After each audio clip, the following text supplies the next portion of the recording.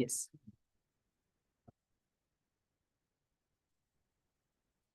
Oh, May I please, madam. Madam, I'd like to mention item number 30.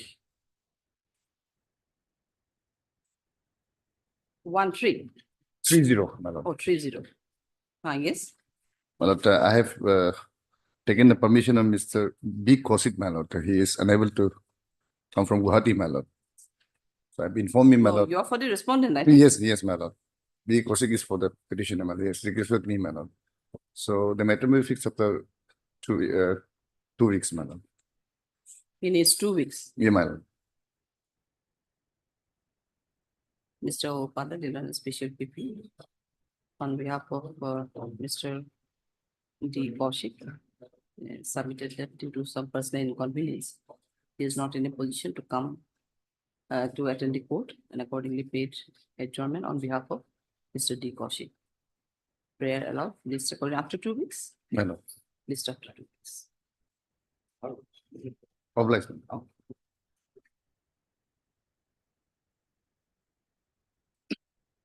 Yeah, my lord. I beg to mention item number 27, my lord. What happened? Yes. 27 years? Yes, You are my for lord. appellant. Yes, my lord. I have taken the consent of PP, my lord. This matter will be fixed after 3 weeks, my lord. With the consent of the other side, the land of counsel for the appellant, paid for an adjournment. After 3 weeks? Yes, my lord. Yes, after 3 weeks. Much obliged.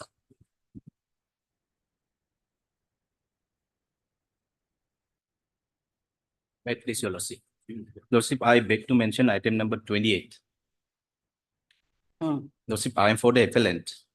And we have received an information from the appellant family, Lordship. They informed that the sole appellant had passed away, Lordship. So kindly I may But be he was allowed. in jail, I think. Lordship? It is a jail appeal. He was in jail. No. Item number 28, Lordship.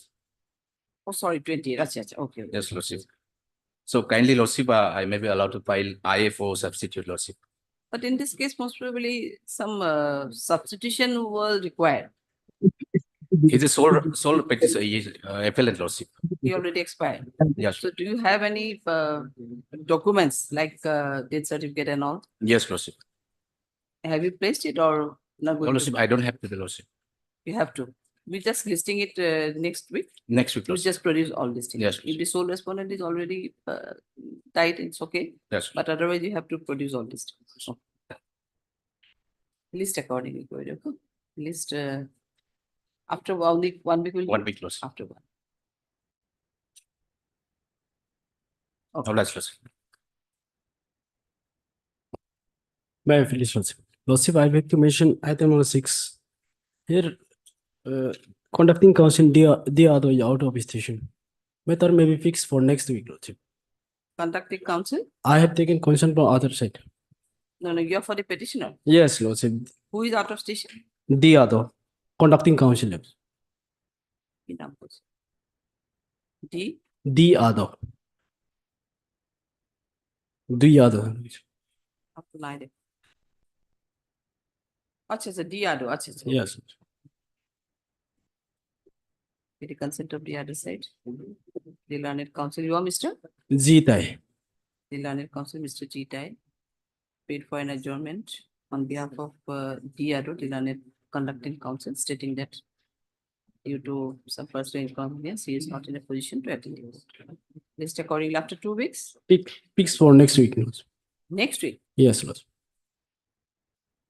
you want to fix it. Yes. Matter may be fixed for next week, Lordship.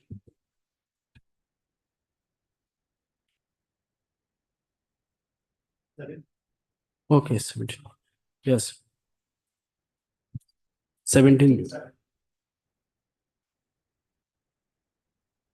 76. Deeply obliged. I would like to mention, my lord, item number 5. My lord. Huh? Item number 5. 5. Yes. Yes, What happened? I am appearing for respondent number 5, my lord. Correspond number 5. Yes, my lord. Huh. I am taken concern with the petitioner, my lord. Matter may be listed after a vacation, my lord. With the consent of the other side, the learned counsel, Mr. You are Mr. PK Gore, PK, Pramod Kumar Gore. as a PK Gore, appearing on behalf of the respondent number 5. Read for an adjournment. List accordingly after vacation. Yes, ma'am. List accordingly after vacation.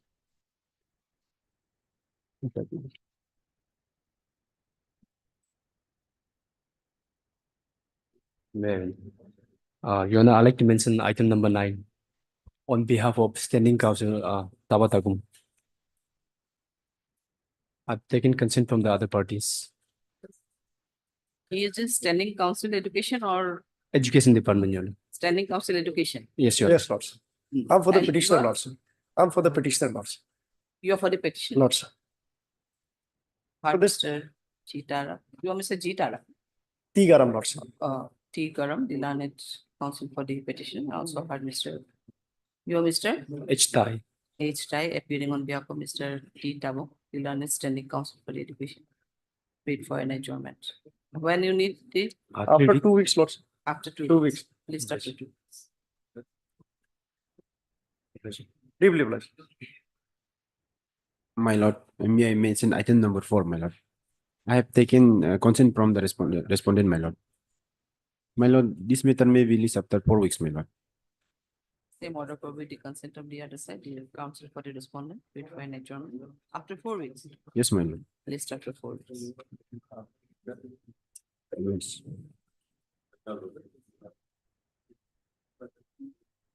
May Your Lordship. Your Lordship, I'm appearing for the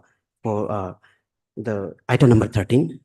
So they have filed the respondent number 1 and 2. They have filed the affidavit in reply, and the conducting counsel is out of station as of now, and he seeks 3 to 4 weeks of time. So you are for the petitioner. Yes, Your Lordship.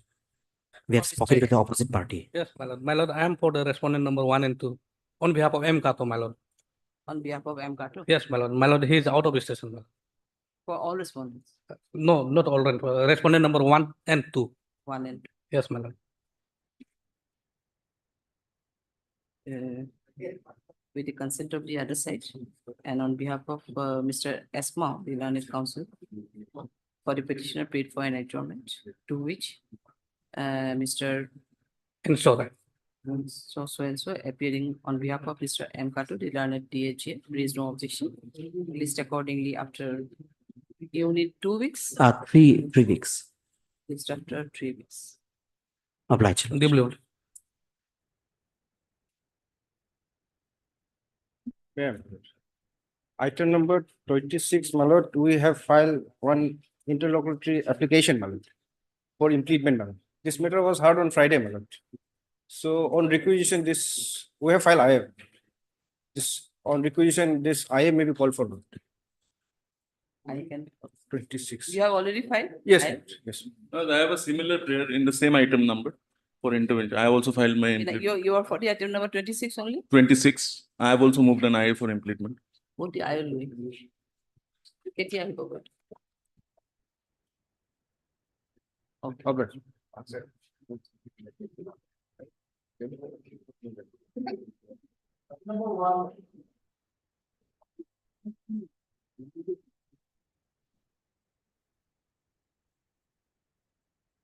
Yes. Petitioners are being aggrieved by the order passed by the Learned State Information Commission on dated 29/1/2024. That order was passed ex parte, citing that petitioners were consecutively in the previous hearing was not present, due to which ex parte order was passed, and appeal of the second appeal of the petitioner was rejected, dismissed. So we are aggrieved about this order. So we approach this honorable court for issuing of notice against the respondents.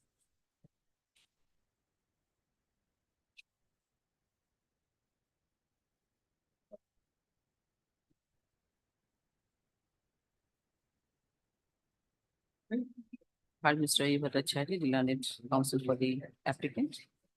This is an application under Article 226 of the Constitution of India for issuance of writ in nature of mandamus, certiorari, or any other writs or other in like nature. This application has been filed challenging the impugned judgment and order dated 29/1/2024 passed by the State Information Commissioner RTI in appeal petition number 789/2023. We are issuing notice. in this. Yes, Your Honor. Issue notice to the respondent through registered AD and as usual process. Returnable within 4 weeks, list accordingly after 4 weeks. Okay. Obliged.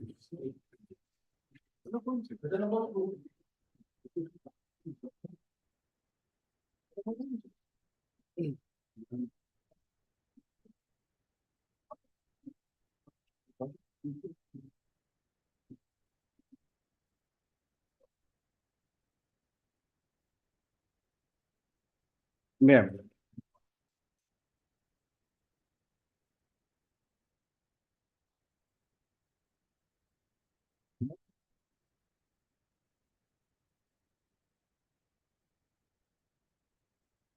So, you have already filed the affidavit and reply. Well, this matter may be disposed of today. Today maybe this. Yes, yes, my lord. It's a short question, my lord, short issue, my lord. Without issuing any notice, my lord, eviction order has been passed, I guess. my lord. This is a short issue. my lord. What kind of land was it? It was a forest land or No, government land, my lord. government land? Government land. May I, my lord? Yes. Yes, my lord. What happened in the year 1997, my lord? The petitioner, my lord, husband of the petitioner, my lord, has been in occupation of land measuring 780 square meter, my lord, at Upper Colony, Alo, West Siang district, my lord. Now, pursuant to that, my lord, the husband of the petitioner, my lord, has applied for allotment of land, my lord. Page 25, my lord, of the writ petition, my lord. 25. 25. Yes.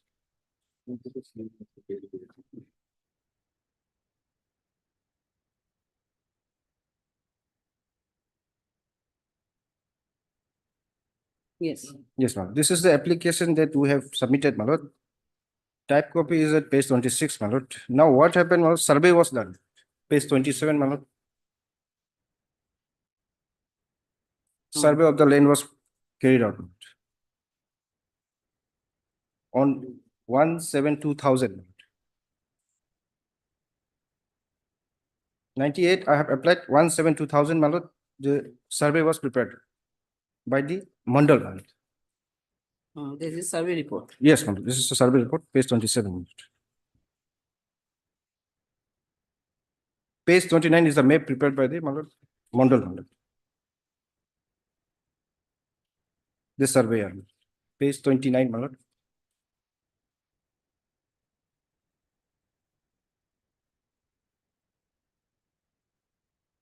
Page 29 is the map. Yes, map prepared by the surveyor, DC office, Alo.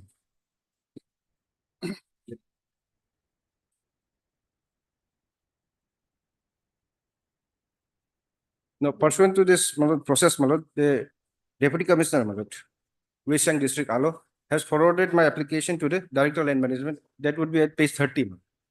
30. my lord. Page 31, my lord, my name appears at serial number 14, my lord. Page 31. Serial number 14, my lord, Darka Kamsi. Darka Kamsi was the original petitioner. During the pendency of this writ petition, he succumbed to his illness, man. We have filed an appropriate application, my lord. Now, this Mokin Kamsi, his wife, my lord, is pursuing this writ petition now. Yeah.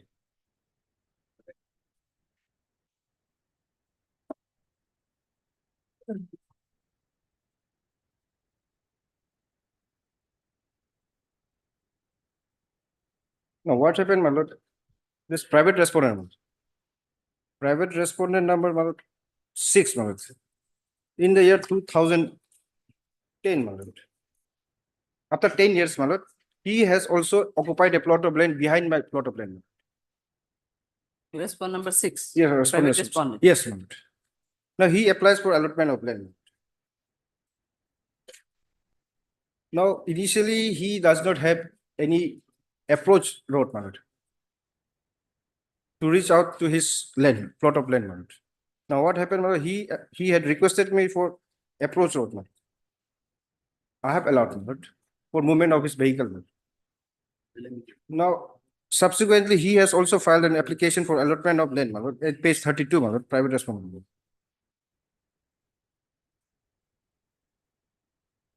On 11/10/2012, my lord.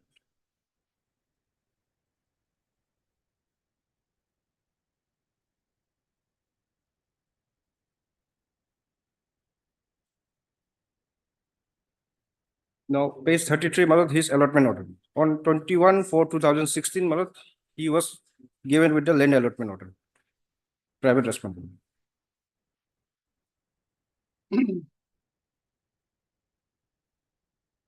Now, the basis of Malad, dispute comes into play. Page 34, he files a complaint before the deputy commissioner, Malad. Now, deputy commissioner at page 36, Malad.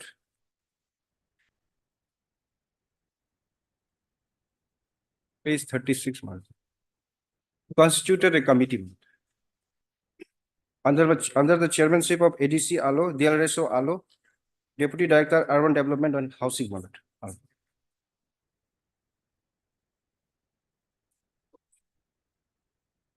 In the parallel proceeding, my lord, subsequently, my lord, without, my lord, issuing any notice, my lord, this eviction order was passed against me, my lord, page 37, my lord. This is the impugn order, first impugn order. May I read, my lord? Whereas estate officer and DRSO has visited a disputed site of approach road in between Sri Jumar Bagra and Sri Darka Kamsi and settled the matter by keeping the road wide as 4.5 meters for free movement of vehicle as per norms in township area. Whereas the complaint has been received from Sri Jumar Bagra Upper College so that you have not complied with the order of estate officer and DRSO for keeping the road wide as 4.5 meters. Therefore, you are hereby directed to keep 4.so wide road along with the boundary of your occupied land in existing road from entry point to the boundary of Sri Jumar Bagra within 15 days from the date of issue of this order, failing which necessary eviction will be carried out without further intimation and eviction charge shall be borne by you, Malad. ADC cum estate officer has passed this order. So, Malad, no notice was issued to me, Malad. That has also been admitted by the state respondent. Against this order, Malad, we have submitted a representation, page 39, Malad, before the estate officer himself for reconsideration of the Malad impugn order.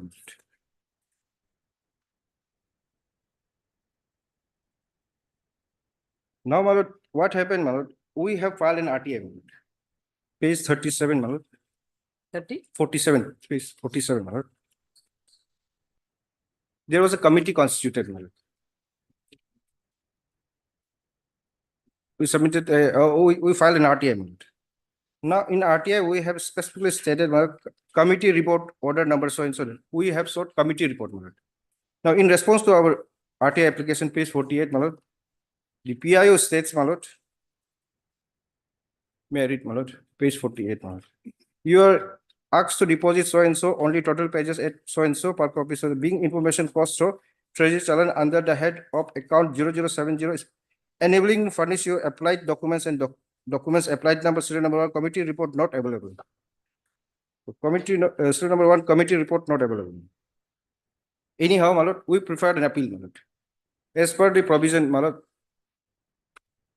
Arunachal Pradesh unauthorized occupant, Malad, Act 2003, Malad.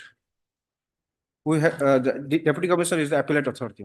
We prepared appeal before the deputy commissioner.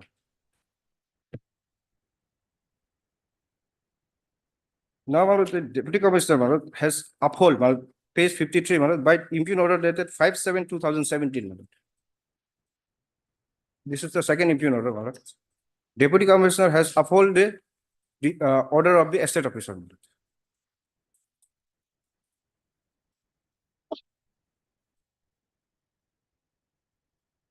Now, my lord,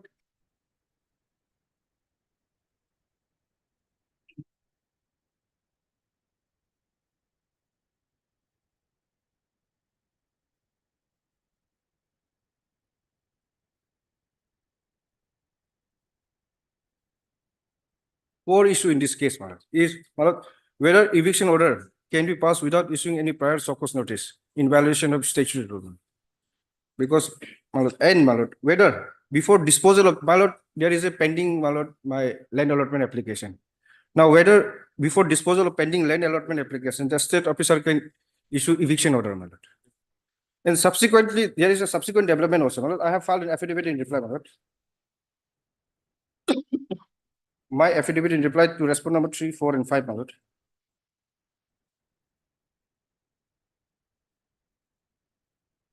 Yes. Malad, may I come to page 13, Malad. Allotment order has been passed in my favor, Malad, on 14 August 2018, Malad. In para 23. No, page 13, Malad, 131. Your affidavit in reply. Affidavit in reply to respondent number 3, 4, and 5, Malad. Yes.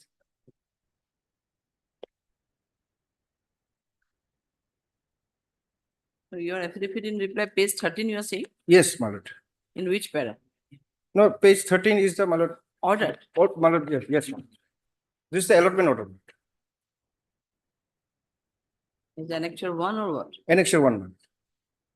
It is in page 16. Into the hand. Yeah.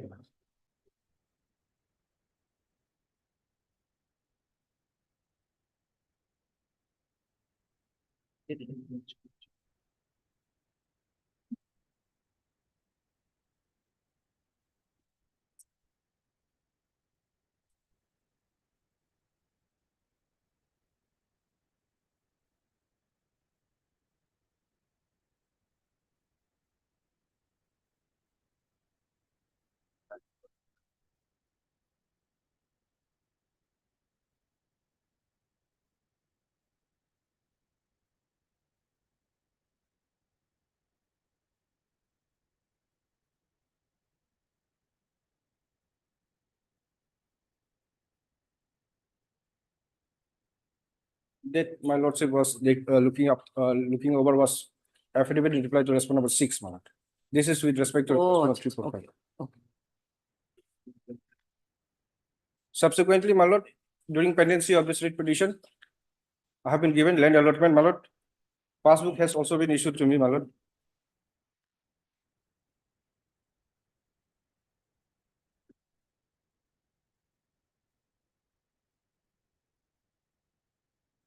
So So your land allotment passbook allotment has also order been is issued. already given. Yes, my lord, it has been regularized, my lord.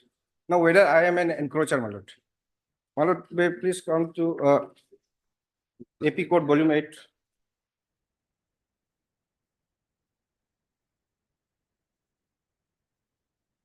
May I, my lord? Your allotment order is passed on 14th of August. Yes, my lord.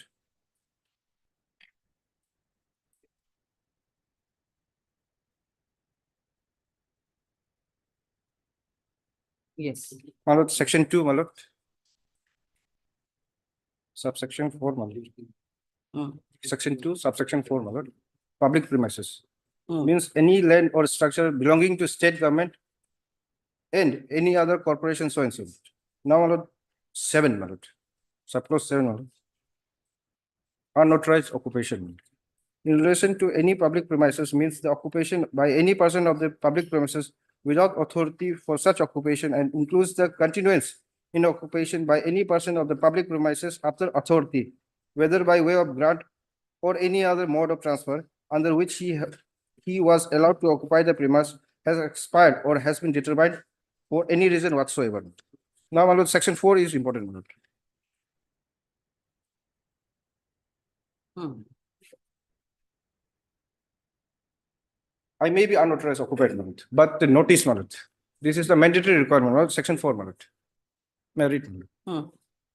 If the state officer is of opinion that any person is in unauthorized occupation on any public premise and that he should be evicted, the state officer shall issue in the manner hereinafter provided a notice in writing calling upon all persons concerned to show cause why an order of eviction should not be made.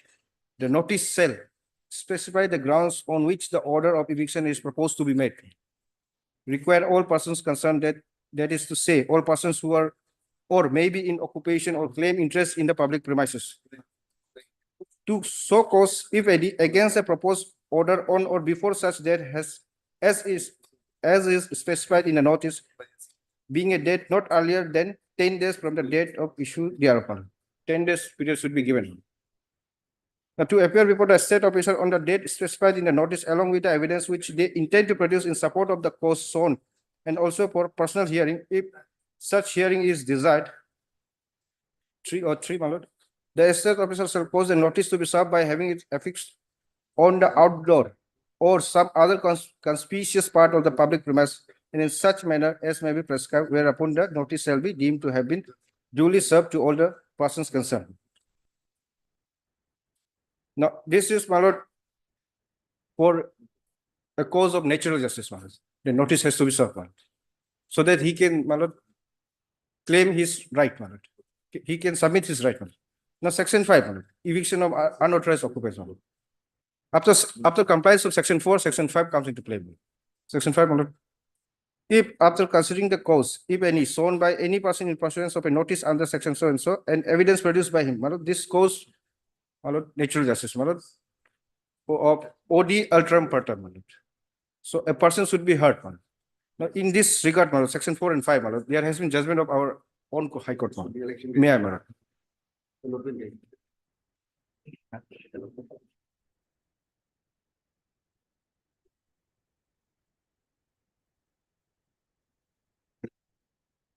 My lord, 2011, 15 SSC.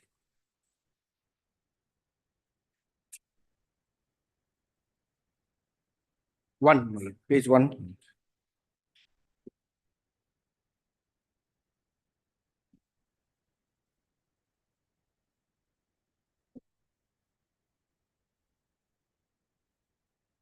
Para 40, my lord. Para 4, 40. para 40. 40, yes.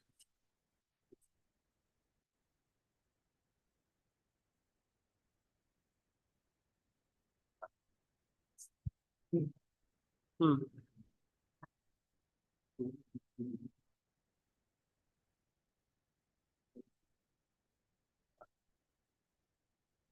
Merit. Yes.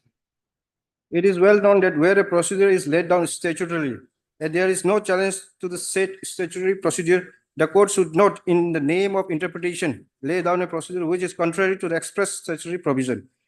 It is a time-honored principle as early as from the decision in Taylor versus Taylor, that where a statute provides for something to be done in a particular manner, it can be done in that manner alone, and all other modes of performance are necessarily forbidden. So statute requires, my lord, and 2006 supply GLT, 2006 supply GLT. 2006, 13. 1-3.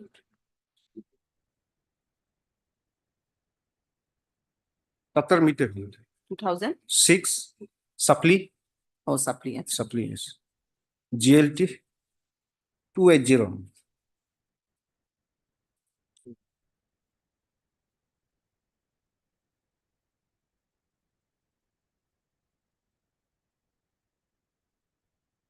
This is on para. Para 8, 12, and 13, my lord. May I read, my lord? Para 8. Before issuance of an order of eviction of unauthorized occupant from a public premise, a notice to the so cause is to be provided to such person by the estate officer in writing, calling upon such person to so cause as to why an order of eviction should not be made. Prior to issuance of said notice, a subjective satisfaction of the estate officer is also necessary to the effect that such a person is an unauthorized occupant and he should be evicted. On receipt of the reply in pursuance to the aforesaid notice under section 4, it is duty and obligation of the state officer to consider the same, and if he is not satisfied with the reason stated, then an order for eviction under section 5 can be passed on. The first requirement is section 4, my lord. And para 12, my lord. May I Yes. please, my lord? My lord, in their affidavit opposition, my lord, I'm not in receipt of the lane allotment passbook, my lord, and the map is not annexed, my lord. They've given me the copy of an government approval order, my lord, but I'm not in receipt. No, of no, the- my lord, I will satisfy, my lord. This order is also not required, my lord. I will satisfy, my lord. I will satisfy. No, question is that if allotment order is This- already No, there. no, only the passbook. They are saying only the passbook, my lord. Passbook and the map, my lord, because it's a question of right of way, my lord. So it will be very apparent in the map. My lord, I am against the eviction order, my lord. Eviction order, my lord, unauthorized occupied, my lord, section 4 specifically says, my lord. No, but the question is that whatever eviction order was passed and all, but eviction order was passed on which date? No, date also I will satisfy, my lord. Please let me No, come no, to. on which date otherwise? Eviction When order. it was passed, eviction order? Eviction. Order was of? Order, my-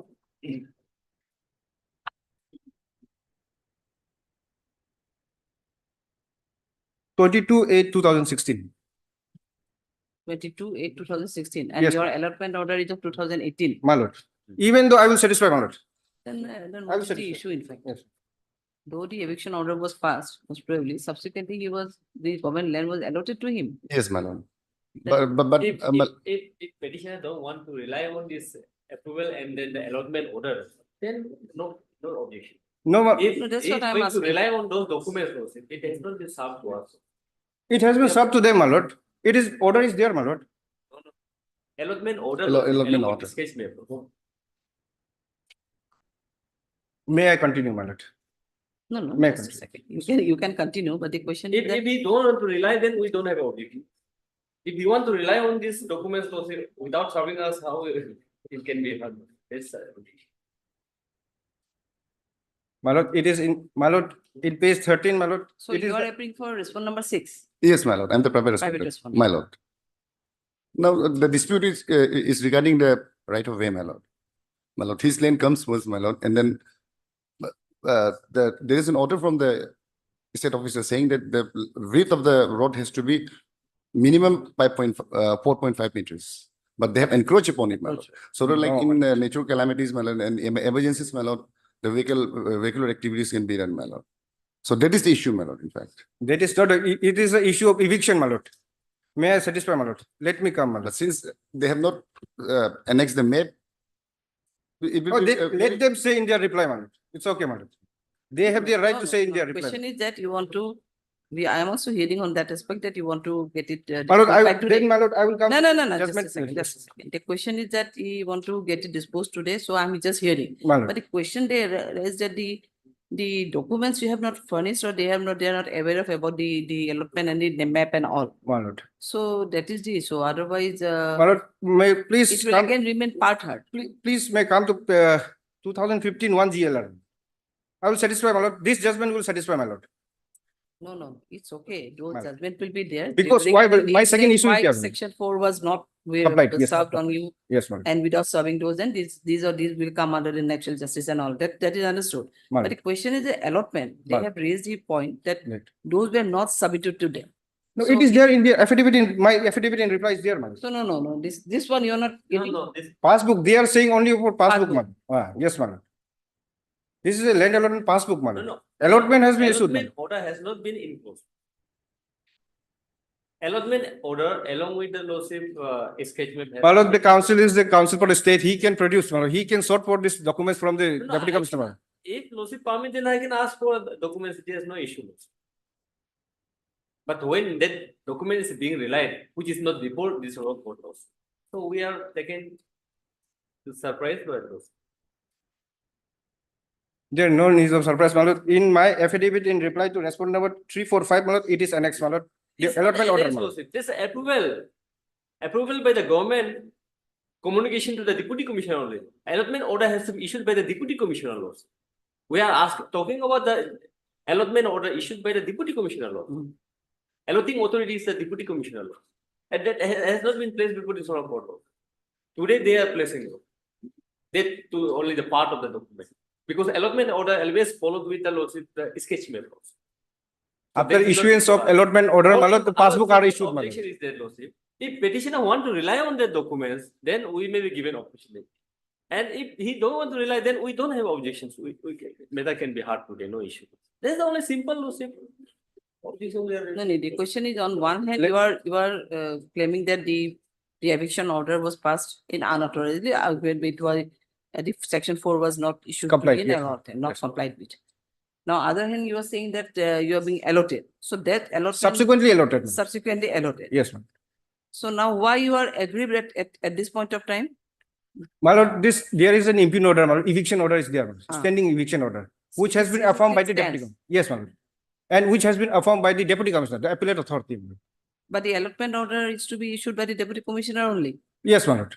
So whether he has one allotment order. Lordship, correct. In his affidavit in reply that has been annexed, I think. Lordship. No, this is the approval order. Approval order, sorry, approval. Approval by the government lordship. And then it was communicated to the deputy commissioner, then you may issue allotment order. That is annexed in the affidavit reply filed by the petitioner lordship. In response to the I am affidavit only reply by the submitting, my lord, I am only submitting, this is the subsequent development. my lord. They can verify this, my facts, my lord, from their office, my lord. subsequent development cannot be relied lordship without funding us. That's only our simple lordship objection. Then Yeah. let them submit there. In their time, they can submit, my lord. No, my problem is otherwise. Yes, my lord. What is the problem? Suppose I heard you today, suppose I hear you today. My lord. In that case, if their part they reserve it for the part will be difficult on my part. My Because lord. I'll not be here from maybe My lord. this week, I'm only here. My lord, my lord. So that is one kind of problem for the personal problem of this court. Otherwise, I'm ready to hear. If but their position is that this document, etc., are not provided to him, the government authority, or they can obtain it. But whether in that case should be heard, that is the main issue.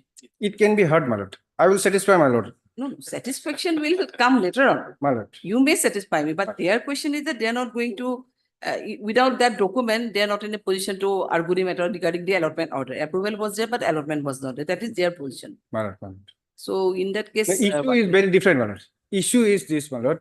yes, eviction order is still there. Yes, my lord. Without any prior notice, my lord. What in regards to the eviction order, what do you want to say? Eviction order. Yes. So for eviction order is lordship. If lordship see the pleadings made in the writ petition lordship, he applied for 780 square meter lordship, and that has been allotted to him. So we are not asking for the land, the area which has been allotted to the petitioner lordship. The beyond that lordship, he don't have any right lordship. This is the case lordship. If lordship see the Now, as per the allotment order, what is the quantity of land here? 1180 lordship. Same. We are not asking for the land which is under occupation of the petitioner lordship. Only the lordship approach road lordship. Approach road lordship. Over which lordship petitioner don't have any right lordship. The private respondent which was he was allotted in year 2016 prior to the allotment given to the petitioner lordship. Obviously, lordship, if lordship see the report lordship, the report says lordship, they are not only the private respondent, 2-3 more lordship are there. No, my lord. So therefore, lordship, this approach road 4.5 square meter lordship. So they in case of any fire incident, any other incident lordship, so vehicles can movement is free lordship. Only for that purpose lordship. When the land is admittedly of the government lordship, its feasibility how it is to be allotted or not lordship is completely under the domain of the government lordship. Obviously. And it's not the case that lordship we are taking land from the petitioner lordship, which is under his occupation. Otherwise, also that land is the government land lordship. He applied, we have given lordship 780. That's not the here lordship. So lordship. So they are admitting, my lord. So what is the issue? Obviously, they are admitting. Yes, my lord. So where is the argument? my lord? Lordship, subsequent to we are not everything from this 780 lordship. We are just only directing to maintain this 4.5 square meter, which is the approach road lordship. My lord, this issue before this honorable court is only on law point, not the fact. I am only on the law, man. They are on the Now, facts. if he says that the approval, not only approval, allotment order is there. If you agree to that allotment order, then we can proceed. Or what do you want to say? Just allotment. Just now he has regarding admitted. allotment lordship. Just I wanted to see the sketch map lordship. In sketch map, if approach road has been maintained lordship, because he has been benefited by this allotment order lordship. If 4.5 square meter that approach road is maintained lordship, then lordship he has to challenge that very allotment order itself lordship. Because government has given allotment maintaining that 4.5 square meter For the approach road. the Lord. approach road. Therefore, that's very pertinent, Lord. No, I'm sorry, my lord, senior government is confusing this court, my lord. I'm on the low point, my lord. Why they are on facts, my lord? I'm only on the low point whether a notice was issued, my lord. The prior notice is mandatory, my lord. And even when my application is pending, whether they can issue, my lord, eviction order, my lord. That is the law, my lord. They cannot issue the, my lord, eviction order when my application is pending, my lord. That is what I am going to submit, my lord. Now they want to see the this map, in fact, My lord. that whether those the 4.5, the My lord. 4.5. I am only against the eviction order, my lord. Eviction order. Lordship, I think we are being confused, Lordship. Here, case of the, now he has submitted, Lordship, when this application is pending for 80 square meter, Lordship, why eviction order has been issued? Eviction is not over this 780, Lordship. 780 has already been. Already we have approved subsequently, Lordship. It is So- a case of only 4.5. 4.5 is the approach road, Lordship. It's not lane of the petitioner, Lordship. Just- Then my first question comes into play, my lord. Whether notice was issued, my lord. Prior notice is mandatory, my lord. I will give two judgment, my lord, of our high court, my lord. Prior notice is mandatory, my lord. They are confusing this court. my lord. You simple, Lordship. If he want to rely on the document or not, Lordship. If he don't want to rely, then no objection, Lordship. Simple, Lordship. But he And wants if- to rely, I think, because of this. Yes, he has submitted and placed also, Lordship. He is relying, Lordship. So therefore, even if it's furnished today, the hearing can be done tomorrow also. If he is in position to serve as the copy, Lordship. We are not Cannot insisting serve you this have one or file He it. can obtain from the authority from the authority concerned also. Right. But the question is that then in that case, it may be fixed tomorrow. But Let him. My take the question copy. is, my lord, my issue before this honorable court is eviction order issued, my lord. No, Whether eviction without- order is there, but your petition is that while pending, your allotment prayer was pending before the court, without issuing a notice, the eviction order was passed. That is the issue. But now subsequently during dependency of that application, your 780 square meter or 740 square meter has already been allotted to you. So now they wants to see that the sketch map, regarding the allotment order. That is the main issue, and see this 4.5 approach road. Your question is that whether without any issuing notice and all that can be evicted, eviction order can be Yes, passed. or ma'am. not. That Yes. is the main issue. Yes, my lord. So let him get the copy, then we can hear it tomorrow also. Yeah, I'm in the position to hear the matter. Yeah, not there. But the question is, if Mr. Tapir, can it be heard? Can it be here tomorrow? Can it be heard No, tomorrow? I don't have objection. So We- from his side, you want to get this document, or from the authority concerned, you will get the document.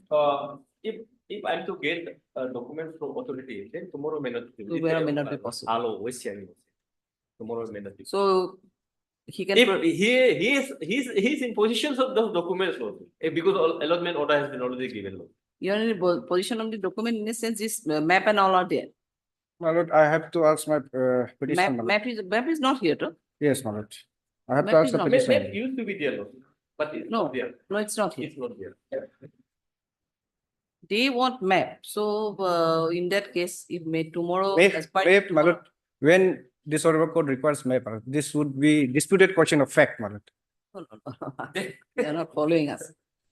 Question is a bit different in a sense, on one hand, you were saying that your petition for prayer for allotment was pending during that period, the order of eviction was Two passed issues, without. there is two issues. And in the subsequent, you are saying that during the pendency of so and so, you have already been allotted the land of 740, Well, except yes. 4.5. My lord, there is, 4.5 is the approach road as for them. My So lord. that is the issue. my lord, I have a two issue here. my lord. First issue is this, my lord, whether issue without prior notice to me, my lord, whether they can issue eviction order. First, my lord. Yes, that is there. Second, my lord, during pendency, they are saying in this regard, my lord. Now, my first issue is still remain, my lord. It still stands, my lord. Without issuing prior notice, whether they can issue eviction order. This order has been, So eviction order from your entire land or 4.5? Only from 4.5? Eviction for the order approach was road, yes, only ma'am. for 4.5. 4.5, That which they are claiming as the approach road. my lord. That is the issue. But the requirement is, my lord, the notice, my lord. I have to establish, my lord. My lord, OD ultra partem, my lord. At least, my lord, natural cause of natural justice, my lord.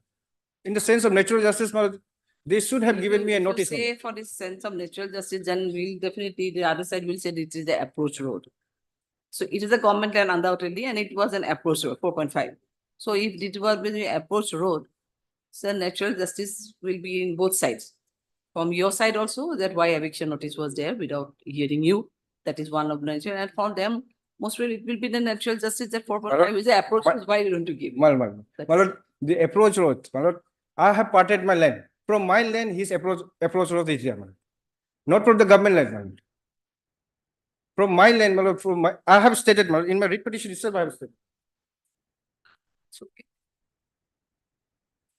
Mr. Topin, his document is not annexed with any map and all. No. So you have to obtain it from the concerned. In that case, my government. lord, it's okay, my lord.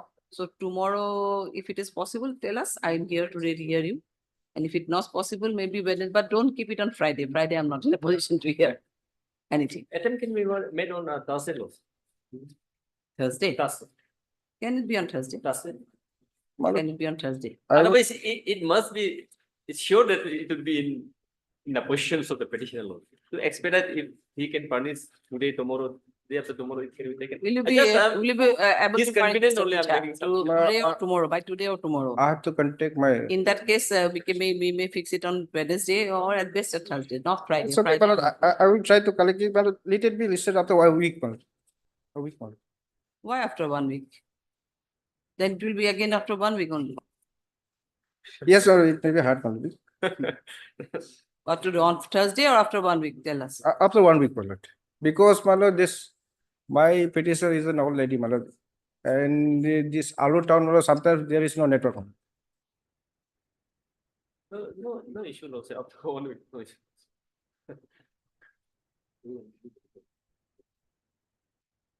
It's okay, my lord, after a The week. main issue of Mr. Pichai is why not eviction notice, na? Yes, my lord.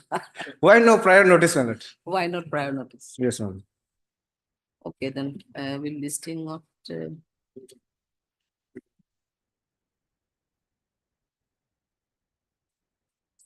heard Mr. B. Picha, the learned counsel for the petition, and also heard Mr. Astrapin, the learned government advocate, learned senior advocate, senior government advocate for the state respondent, and Mr. O. Badar, the learned counsel appearing on behalf of the private respondent. It is submitted by Mr. Picha that during the pendency of this case, in 2000, during the pendency of the present petition, in 2018, that allotment order has already been passed in favor of the petitioner. Full stop. In that context, Mr. Estafin and Mr. Obadas raised objection and submitted that they have not supplied with the proper allotment order along with the map, and hence they paid for an adjournment stating that the petitioner may be directed to furnish the copy of the same, or it may be obtained from the government authority. Considering the submission made by the learned counsel for both sides, the matter be listed after 1 week. No. List after 1 week. Oh, As bless on a you. date to be fixed by the list. But it is a matter of 2017. to try. My lord, oblige, my lord.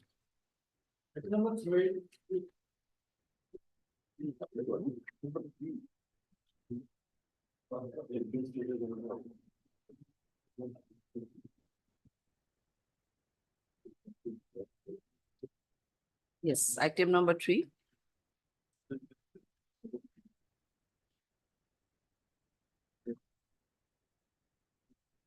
Item number 3, service report in respect of respondent number 2 is still awaited, or it has already been, you have appeared already? Sorry, You are appearing on behalf of whom? respondent number 1, 2, Your Lordship. 1 and 2. Yes, Your Lordship. 3 is already struck off, I think. Yes, Your Yes. Now, why then in the office note? Okay. Straight.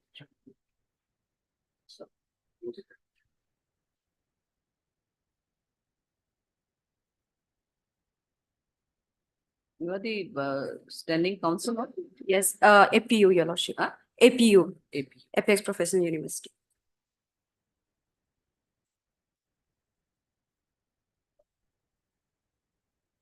Yes, Mr. You are ready? Otherwise Yes, you are I'm ready. now for the petitioner, Your Lordship. Huh? Petitioner.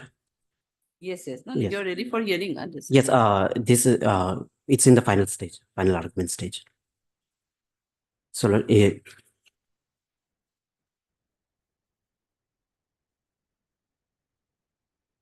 Your Lordship, the petitioner was appointed on dated 4/5 of 2018, which is annexure, page number 16.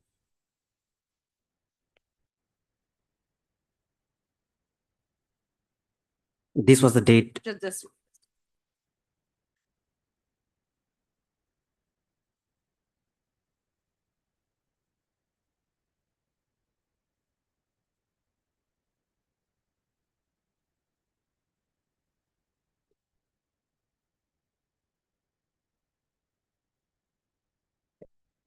Yes, what have said? In Yes. page number? Page number 16, annexure 1.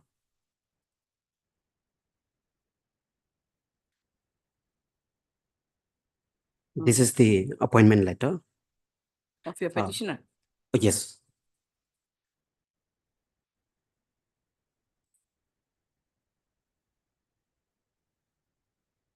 In the clause 3, which says the appointment is purely on contractual basis for a period of 12 months, which is 1 year, from the date of the joining. After the specified period, in the event of your contract not being extended or renewed by the university, your appointment shall be deemed as terminated. And in the next rule says you should not absent yourself from work without prior notice and sanctioned by the competent authority. The university reserves the right to terminate your services in case of unauthorized absence of more than 5 days without giving any notice. Now, Your Lordship, if I can take you to the page number 30, which is annexure 5.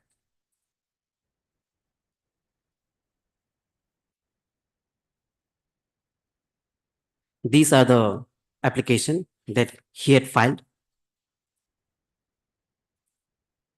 which is in the down beneath, there is a date 19/12/2018, and there is a signature by the applicant and the head establishment of the section, and also the signature of the recommending authority. So he had applied for the leave. And Your Lordship, if I can take you to the page 24. This was the leave applications. If I can take you to the page 24. So these are the medical documents because his wife was suffering from illness. So she had to go for the medical medication, and she had gone to Assam Medical College Hospital, which is of dated 29/11/2018. And then in the page 26, there is another document which says 13/2/2019.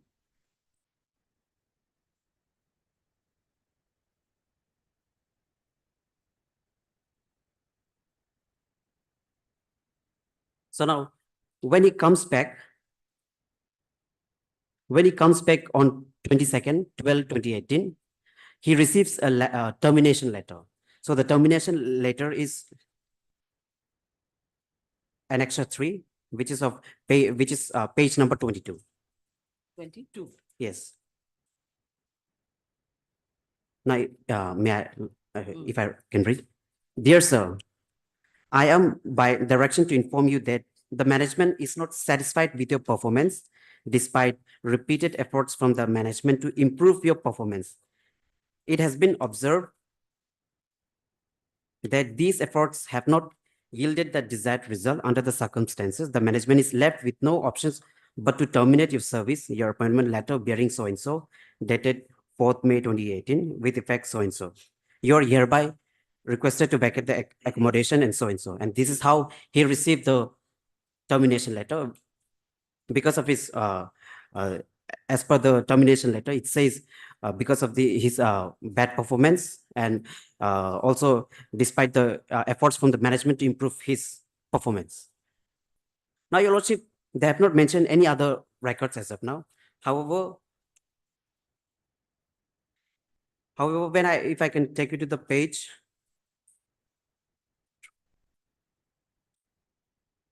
If I can take you to the page 53.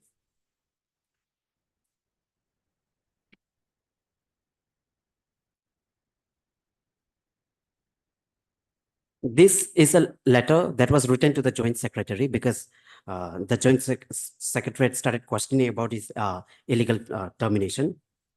So in the reply, the university terminated the service of Subhash Chandra Karmakar on following grounds. There were 3 grounds. Mr. Subhash Chandra Karmakar remained unauthorizedly absent from duty between 19th November to 30th November 2018 without prior approval of the sanction leave. As per the clause so-and-so of the appointment letter, the university reserves its right to terminate the service without notice in case of unauthorized absence more than 5 days. And then in the B, there were also complaints from the student that Mr. Subhash Chandra Karmakar was not focused on in his teaching and overall performance was far from satisfactory.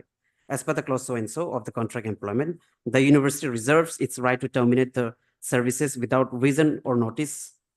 And then in the third option C, Mr. Subhash Chandra Karmakar did not submit his copy of qualification certificate, which is mandatory as per the UGC norms, and he was always using unparliamentary language with colleagues and senior officials of the university. So this is the official reply that was given to the Joint Secretary on dated 6th May 2019. However, Your Lordship, if you see in the petition affidavit in reply,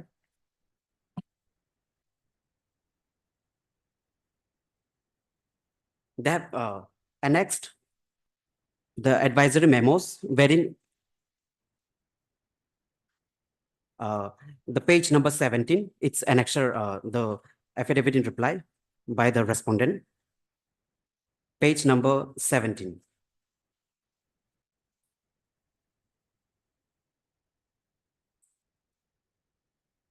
The submission of the national eligibility test and NET certificate. So this is the letter that was given to the Subhash Karmakar, reminding him to submit the NET qualification certificate. However, the petitioner declines that he has received any such letters. And in the next page, that is page number 18, there is another reminder for the NET certificate.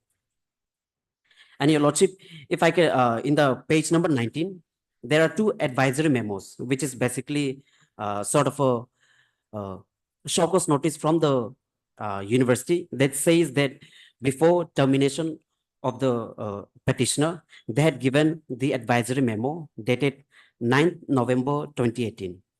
So in the advisory memo, it says regarding your misconduct, it has been observed that you have been irregular and reluctant in conducting classes assigned to you.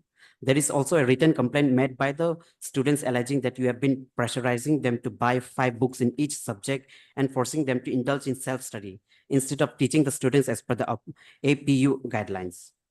In this regard, you have been consulted by the head academic section, but you have not complied with the same, and the students continue to suffer because of your unsatisfactory performance. As per APU Ethics Codes of Conduct and Discipline Rules 2017, this is a misconduct for which you are making yourself liable for disciplinary reaction. You are hereby warned to refrain from such behavior. Failure to do so could lead to termination of a service without notice. Now, in the next page, page number 20, this is the reminder. And then following, there was a termination letter. Now, Your Lordship, I have taken you to the letter reply to the Chief Secretary as well. There were 3 grounds given. So in the 3 grounds, there were no mention of such advisory note that that they had issued a show cause notice. Here in the reply to the Joint Secretary, they had plainly said that Subhash Karmakar was terminated on the following ground because of the unauthorized absence from the duly taken duly between 19th to 30th November, which I've shown you the leave application. And says, I make a submission.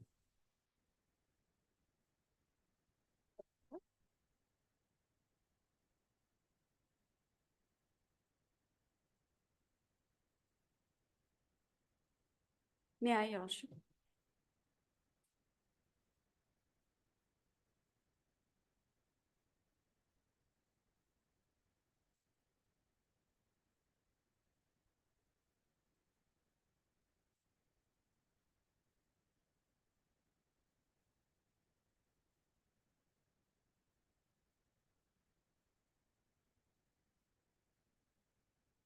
Yes. Yeah. Your Lordship, as per the appointment letter, which is in page number 16 of their main petition, annexure 1. In the point number 4, it clearly stated, you should not absent yourself from the work without prior notice and sanctioned by the competent authority. The university reserves the right to terminate your services in case of unauthorized absence of more than 5 days without giving any notice. Now come to the point number 10, Your Lordship. 10.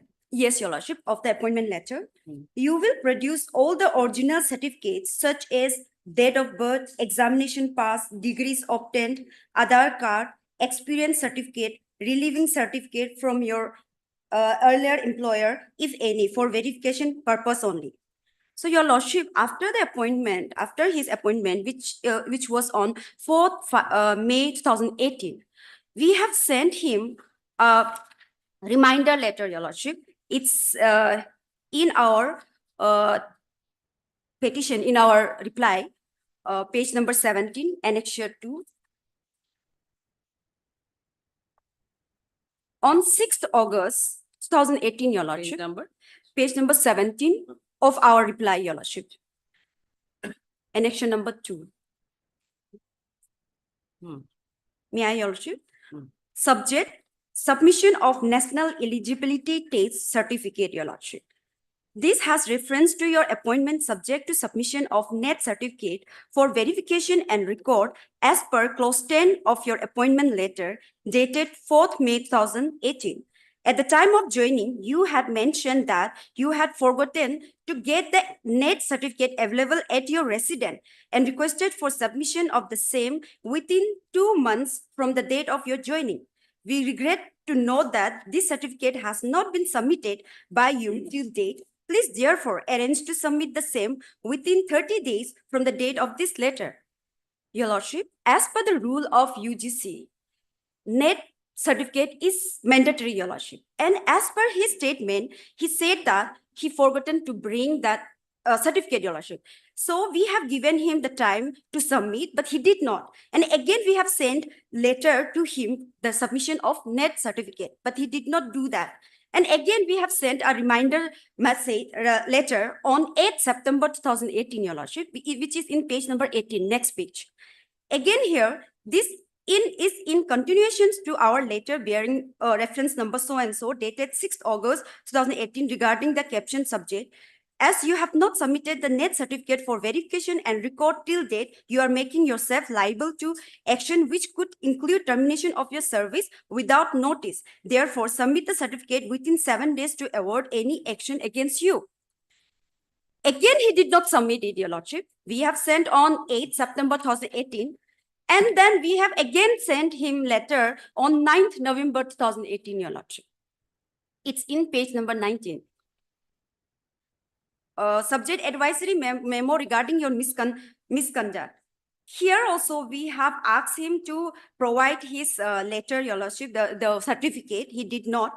And from the students, we got some complaint regarding his behavior, Your Lordship. So that's why we have sent an advisory memo on 9th November 2018 regarding his misbehave with the student as well, Your Lordship.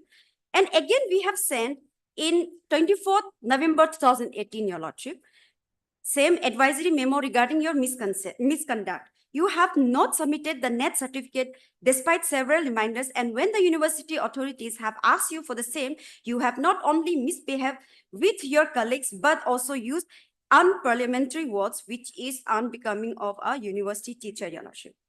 Kindly treat this as a final warning, and it is expected that you shall exercise constraint in your language while conversing with your superiors and abide by the rules and regulations of the university. As per the APU Ethics Code of Conduct and Discipline Rules 2017, this is a misconduct for which you are making yourself liable for disciplinary action. You are hereby warned to refrain from such behavior. Failures to do so could lead to termination of your services without notice.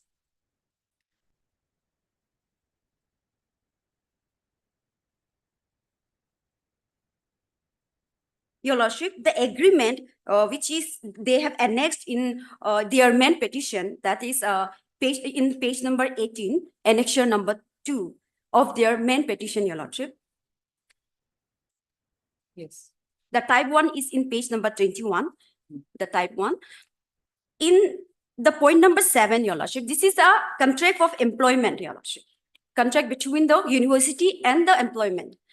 In this, the point number 7, Your Lordship, university can terminate the present contract of employment without any reason or notice, Your Lordship. So, Your Lordship, the appointment was for 1 year, Your Lordship. It was in contractual. The person, in the appointment, it was clearly stated that if you're absent in the clause 4, it clearly stated that if you're absent from the work for more than 5 days, the university has a right to terminate the person, Your Lordship. And Your Lordship, after that, it's in page number 34 of the main petition filed by the petitioner, annexure number 6, Your Lordship. Page number? Page number 34, Your Lordship, of the main petition.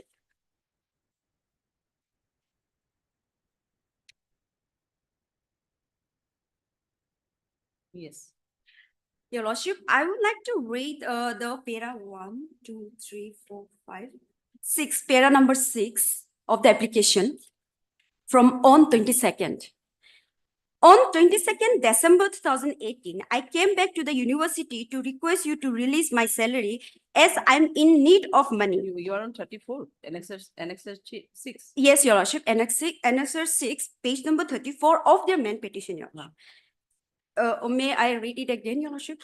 On 22nd December 2018, I came back to the university to request you to release my salary as I'm in need of money. But my dear madam, you prepared a sweet love letter, Your Lordship. This is the way he write a letter to the university, Your Lordship, to the ma'am, Your Lordship. A sweet love letter for me in advance. Thank you for this, and please receive this response of your love. Here, he mentioned it that on 22nd December 2018, he came back without taking any leave. He was absent for almost 1 month, Your Lordship. And he came back on 22nd. On that day, we have submitted him our termination letter, Your Lordship. It is clearly written in his application. And the way he has written the application, that to the registrar, Your Lordship.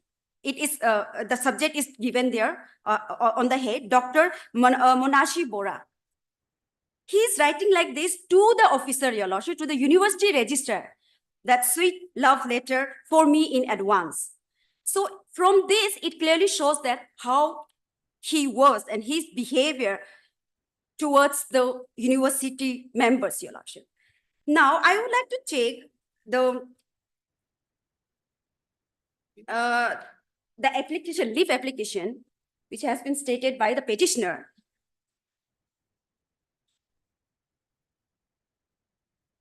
How many days? 30, no? 30.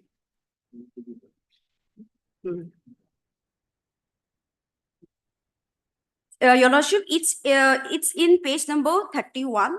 The type copy is in 31 of their main petition.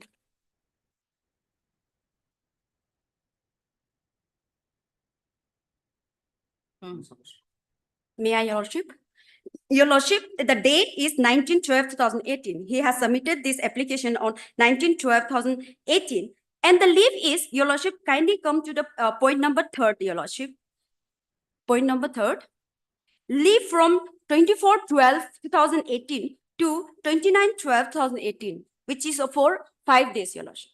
The application was for 24/12/2018 to 29/12/2018, whereas he was absent from November 19 to till the date he came on 22nd December. And the application he has submitted is for 24/12/2018, Your Lordship, after he has received the termination letter, Your Lordship.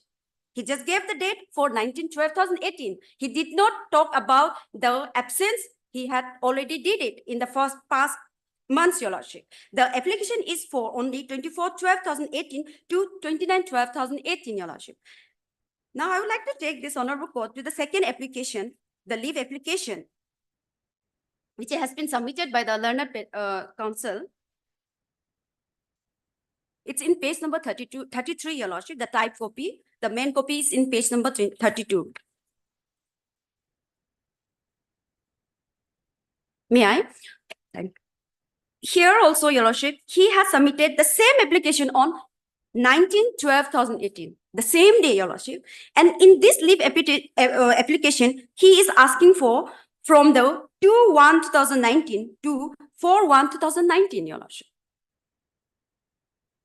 Since already he was not in the a member of our university, he got a termination on 22nd December 2018, but his application is for 24th December 2018 to till 28 and again till 29 and again for 2/1/2019 to 4/1/2019, Your Lordship.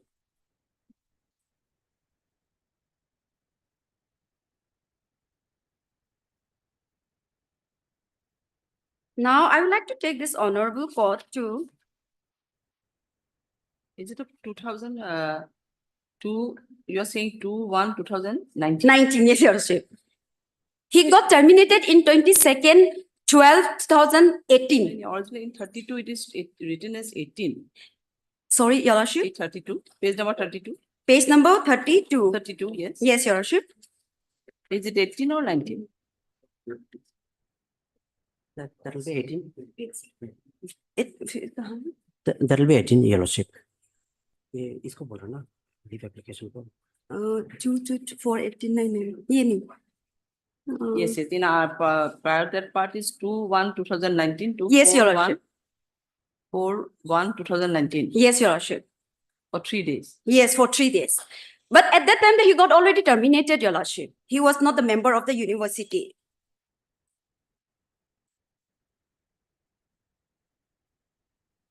Your Lordship, now I would like to take this honorable court to contract of employment, which is in page number 20, or the type copy of their main petition, Your Lordship. It's in page number 20.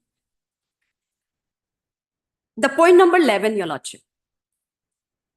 Page number 21, point number 11. If any dispute arising out of the contract between the university and the employee at request, if the employee, the matter shall be referred to the Chancellor with the recommendations of the Vice Chancellor. The decisions of the Chancellor will be final and binding, Your Lordship. So as per this, if he got a termination letter, we have sent him ample of opportunity, given him ample of opportunity to give his explanation to the university. We have sent a letter, reminder letter 3-4 times, Your Lordship, but no reply we have received from him regarding the net certificate as well as regarding the leave, Your Lordship. So, if there is something happen between the university and employee, it is his duty to come to the university first, to the Chancellor. He can file a complaint before the members. But he did not do that, Your Lordship. In fact, he sent a letter directly to the UGC, Your Lordship. It is in page number 39. No? Page number 39, Your Lordship.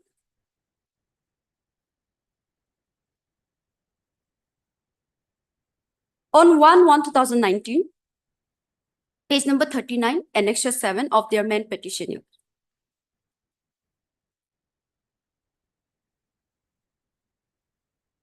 Yes. Yes, Your Lordship. To Professor Rajneesh Jain, Secretary, University Grants Commission, Bahadur Jafar Mark, New Delhi. Subject information about the violation of norm, rule, law of UGC, Government of Arunachal Pradesh, Government of India by Apex University, Pasigat, Arunachal Pradesh, respected, sir. So, Your Lordship, as per the agreement or as per the contract between the party, between the university and employee, he has to come directly to the members, university. But he chose to send a letter to UGC. Just to harass the university, Your Lordship, just to destroy the name of the university on 1/1/2019, Your Lordship. Before this letter, he has sent a letter to registrar where he has mentioned that the love letter, the sweet love letter, Your Lordship. How someone can write this kind of letter? And being a senior most teacher or lecturer, being a professor of English literature, the way he's written, it clearly shows that what was his capability and how was his behavior, Your Lordship. And again, he sent a letter to the Assam Human Right Commission, Your Lordship. It's in page number 43 of their main petition. On the same date, Your Lordship, 1/1/2019, to Assam Human Rights Commission, Guwahati Medical College Road, Guwahati, Your Lordship. This letter is the same, the subject is same, Your Lordship. He has sent a letter to the Assam Human Rights Commission, Your Lordship, just to destroy my university name, Your Lordship. So, Your Lordship, the main thing is he has to submit his NET exam result certificate, which he did not submit it here in the petition as well, Your Lordship. As per their petition, as per the letter he has submitted to the Assam Human Rights Commission and as well as UGC, he did not mention regarding the NET exam. But he has lied to us. He gave him a several ample of opportunity to explain or to submit it, but he did not. In fact, he was absent for like more than 1 month, Your Lordship, almost. And in this application, nowhere mentioned regarding the absence. In fact, he is saying that on 22nd, I come back to office, and on that day, I got a termination letter. And moreover, his appointment is for only for 1 year, 12 months. It's in contractual, Your Lordship. And it is clearly written in the appointment letter also that if he has been absent for more than 5 days, the university has a right to terminate him without any notice. But still, we gave him a notice opportunity to explain about himself, but he did not. In fact, whatever medical certificate he has annexed also here is also the 2019 and one is of 19 December, Your Lordship. But what about the others days? He was absent. In fact, he is admitted that he came back to university on 22nd December, Your Lordship. Your Lordship, we have a one judgment also to refer this in this.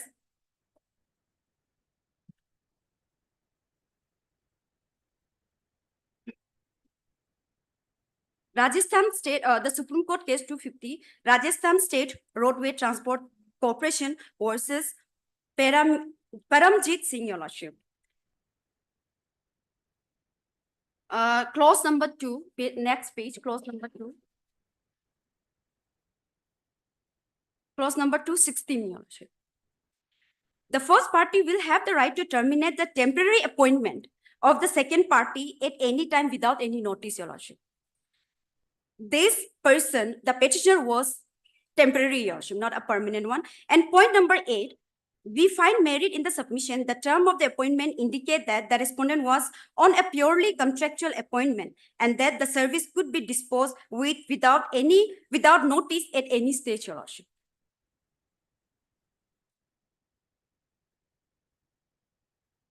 It is my humble submission before this honorable court. This matter, this petition is not maintainable. It deserves to be dismissed, Your Lordship.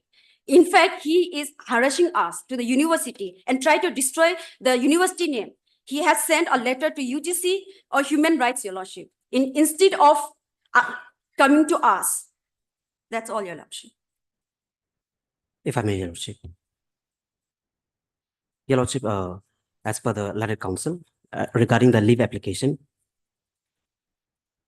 these leave applications were filed on 19th, Your Lordship. If I can take you to the page, the leave application. Page 19. No, I'm so sorry.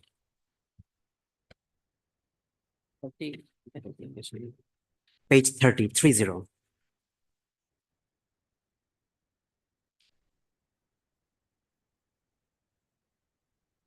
So in the page 30, down bottom where the head establishment signatures were given and the signature of the recommending authority, 2 authorities had given signatures and they had received on 19/12/2018. So that was prior to that. And he had also given one extended leave application, which is of the page number 32. He had applied, so which was also received on 19/12/2018. But the question is that you applied for leave from 24/12/2018 to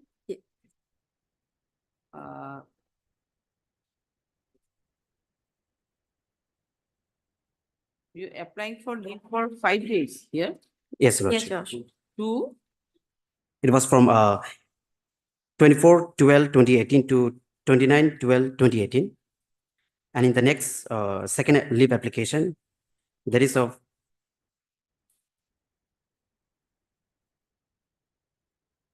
02/01/2019, 04/01/2019.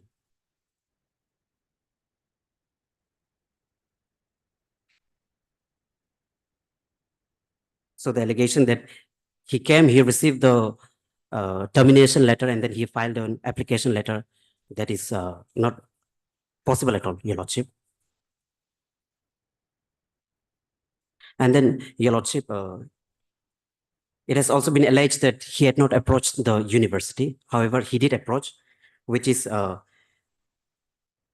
letter which she had mentioned. Page, it's in the page number 34.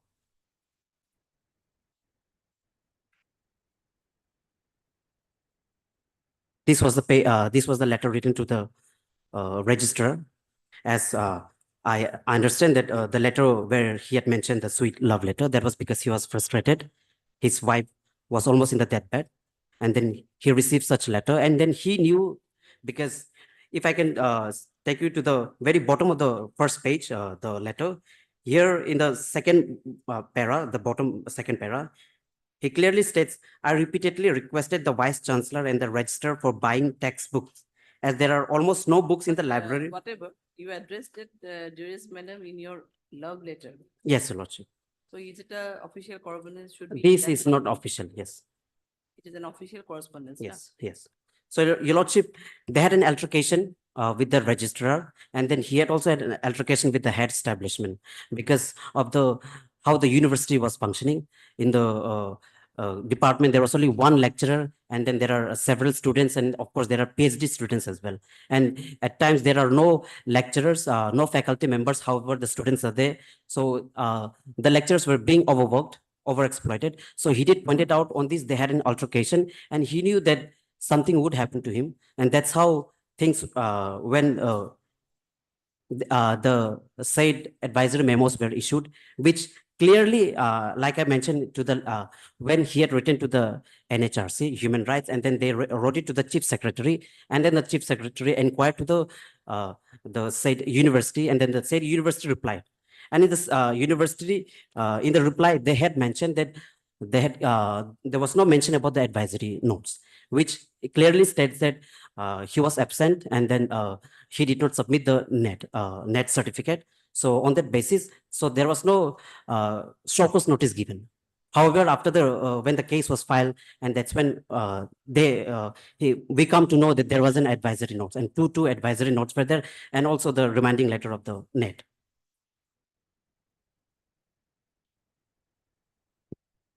Your Lordship, that is the main important point, the net certificate. He did not submit.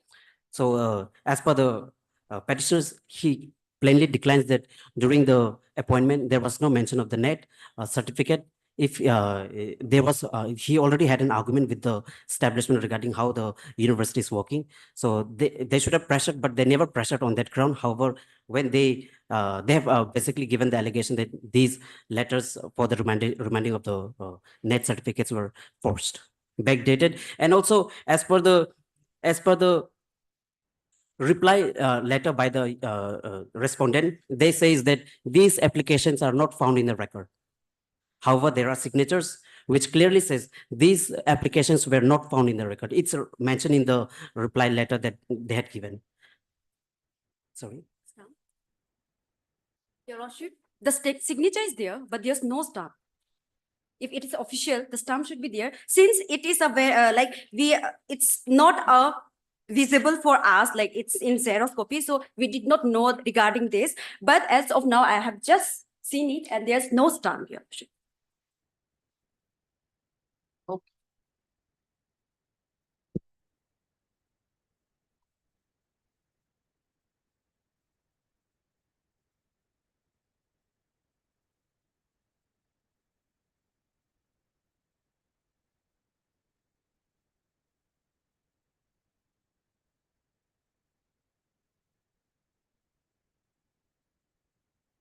If I may, Your Lordship. If I can take you to the page 21. 2-1. That is the contract of employment. Those I have already seen, I think. Yes, Your Lordship, the point number 9, wherein it says employee can terminate the present contract of employment by giving 2 months prior written notice to the university. And in case employee terminates the contract without giving notice, employee will be bound to deposit an amount of equivalent to the gross remuneration of the 2 months. So there is a consequences if an employee does not leaves the job without giving prior notice. However, there is no any consequences if vice versa. And also in the point number says that university can terminate the present contract of employment without giving any reason or notice. So these clause number 7 and 9, these are arbitrary in nature. He was not given proper time, no shockus notice were given. But we have But sent you a have multiple entered into application. the agreement. Your Lordship. Clauses may be there, clauses may be arbitrary in nature, whatever, but you have entered into the agreement. Yes, Your Lordship, we have entered into the agreement.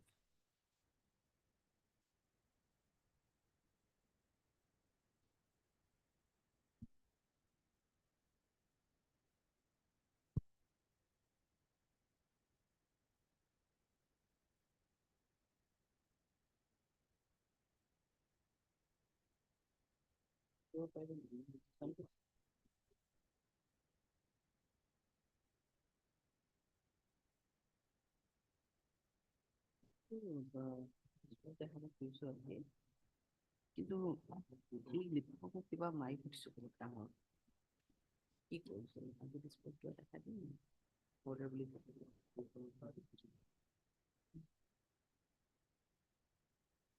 Delivery নহয় মই delivery নকৰোঁ বাৰু কালি ওলাই দিয়া হ'ব কালি অকল ওলাই দিম It will be disposed of. I'll pass the order. Yes, Your Lordship. Next statement. बता देगा. Next statement. Right, Your Lordship. Highly obliged.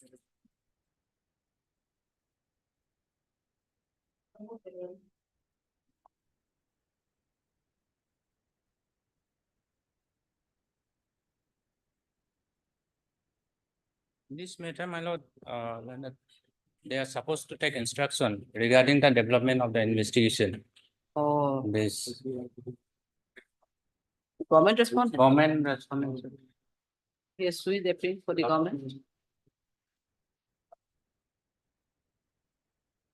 In item number 7, you are supposed to get some instructions. On behalf of M. Kato, for respondent number 1 and 2, union opinion. And Hage Lakshmi is additional PP Hage Lakshmi is appearing. huh? Hage S Lakshmi is appearing Appealing for whom? for government. For government? For respondent, my lord, state government. No, you are for 1 and 2. For Yes, Mr. madam. M. Kato. Yes, madam. She said, my lord, she want to file the affidavit. She told to me she is in court number 2. And government, Mr. William, you are appealing for? You are for 3 and 4? Yes, sir. Huh?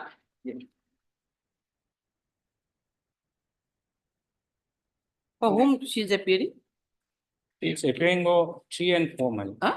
3, 4 and 5. 3, 4 and 5. She is appealing for 3, 4 and 5? Then you also, the PP there at the very. So, because the Director General of Police and are here, so she may appear. Yeah. So they have not filed yet the affidavit in opposition. They have not filed, my lord, regarding. this. And regarding 1 and 2, you have a file already filed No, madam. for 1 and 2? Yes, madam. No. For 1 and 2, you have already filed. No, they have not filed. No, My no. lord. Basically, affidavit from the government, state government is, police is required regarding the development in. of So the 1 and 2, you are investigation. not going to file. You are not going to file. Madam, as You for are not in a instruction. position to Yes, say. madam.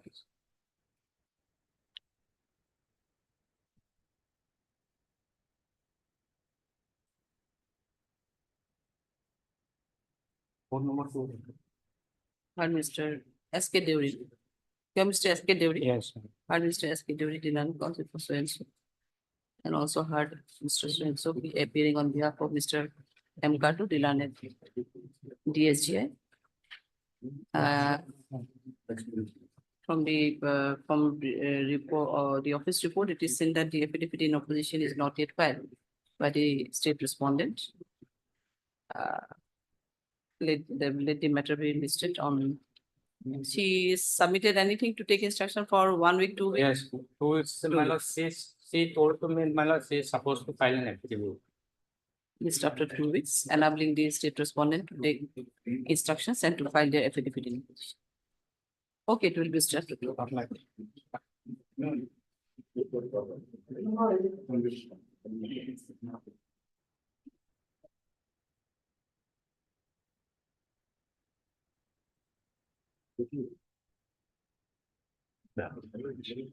This respondent 6 times didn't turn up. Probably kindly state it, order dated 7/5/2020. Order dated? 7/5/2020.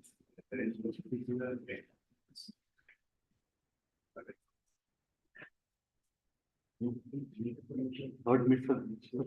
Learned Council for the petitioner, respondent are both represent today. It appears that the respondent have been originally absent for consecutive days.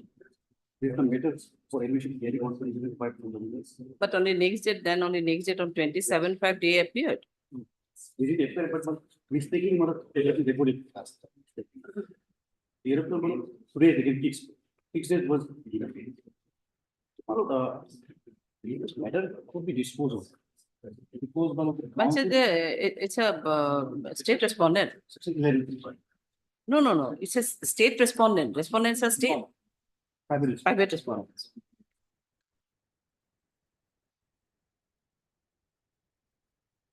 No, They only sole respondent. solution. Parties to the appointment of an arbitrator. Petition was filed in the month of May 2023.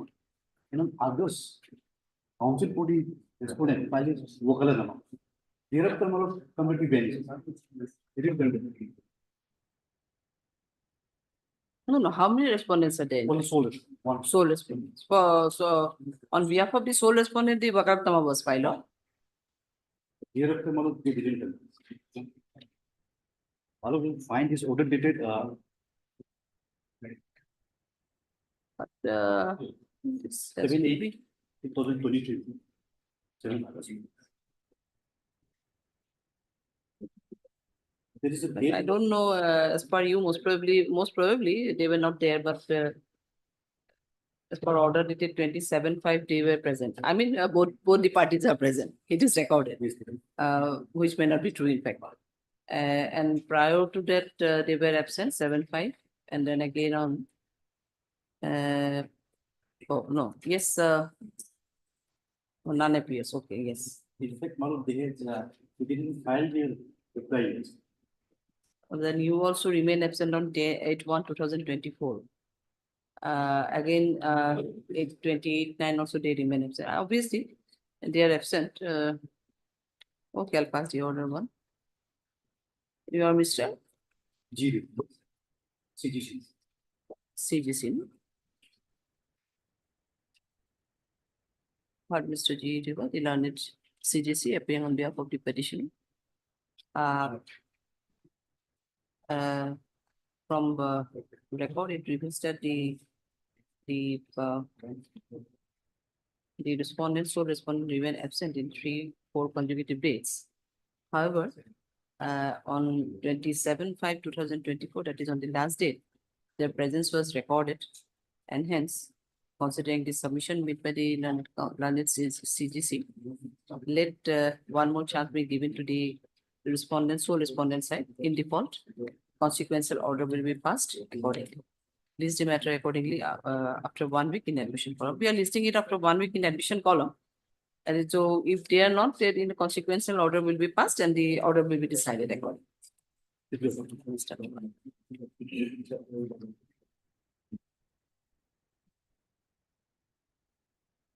Item number 10.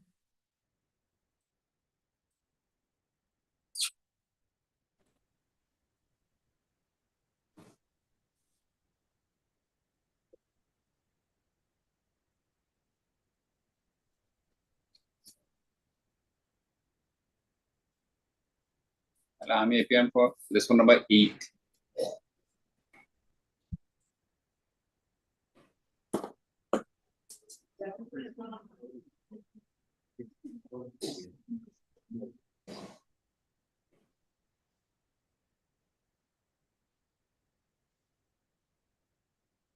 There, please.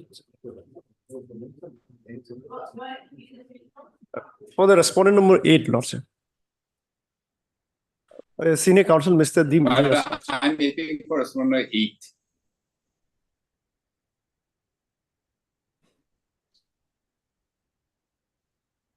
There, please, Lordship.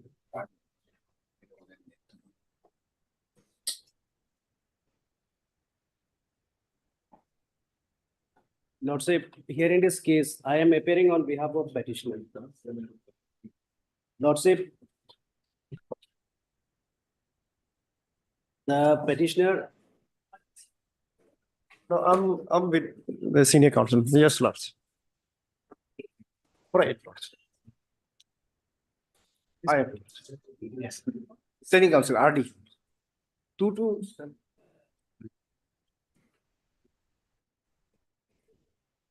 Yes, Lord.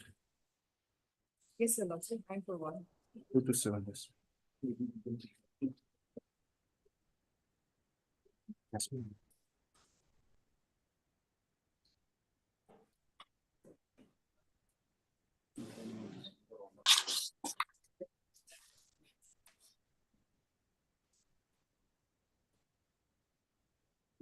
No, the Lordship is, it has been already filed, Lordship. This is for final disposal of the matter. Already filed, Lordship, it's on record. Our issues involved in this case are in a very narrow campus.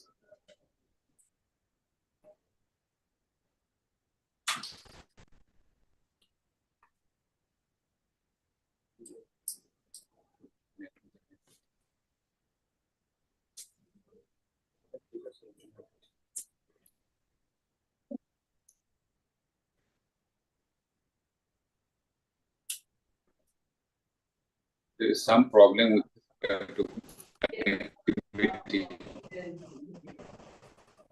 internet.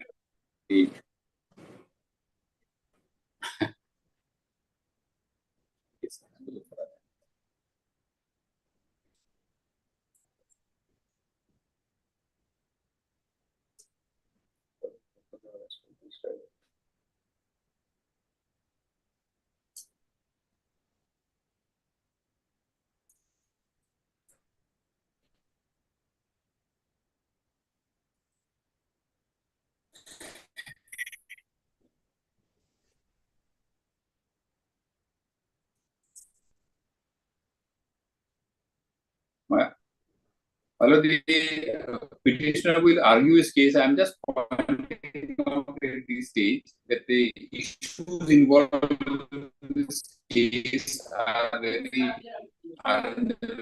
narrow campus. Am I audible to your Lordship?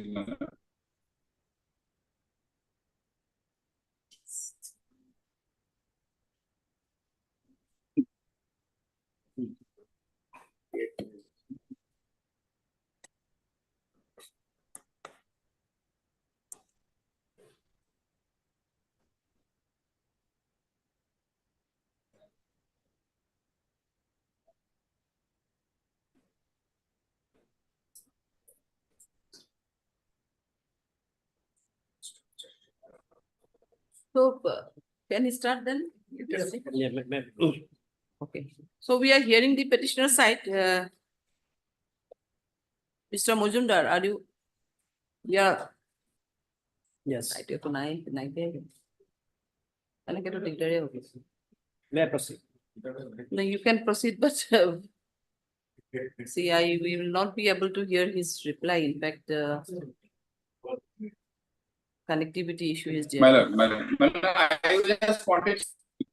Yes. My lord, I just indicating one thing. Okay, you can start, but Yes. I don't know.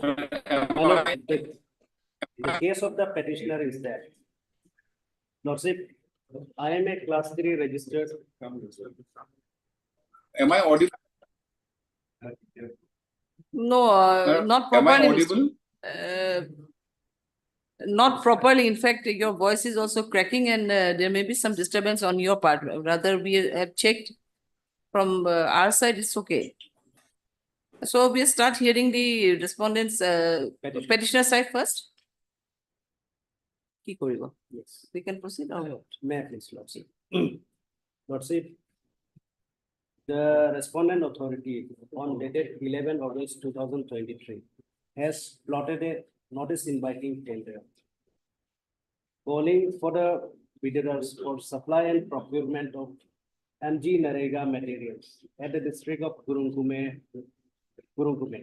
The the present case is with regards to package number 3, that is for the Sarling block. Lordship, the petitioner is an eligible contractor registered under Arunachal Pradesh District-Based Entrepreneur and Professional Development Act 2015. Lordship, being eligible in this particular tender, he has submitted his bid document. Thereafter, Lordship, his bid has been, the bid was opened, technical and financial bid was opened on the same day. And accordingly, Lordship, the bid of the petitioner was declared as L1.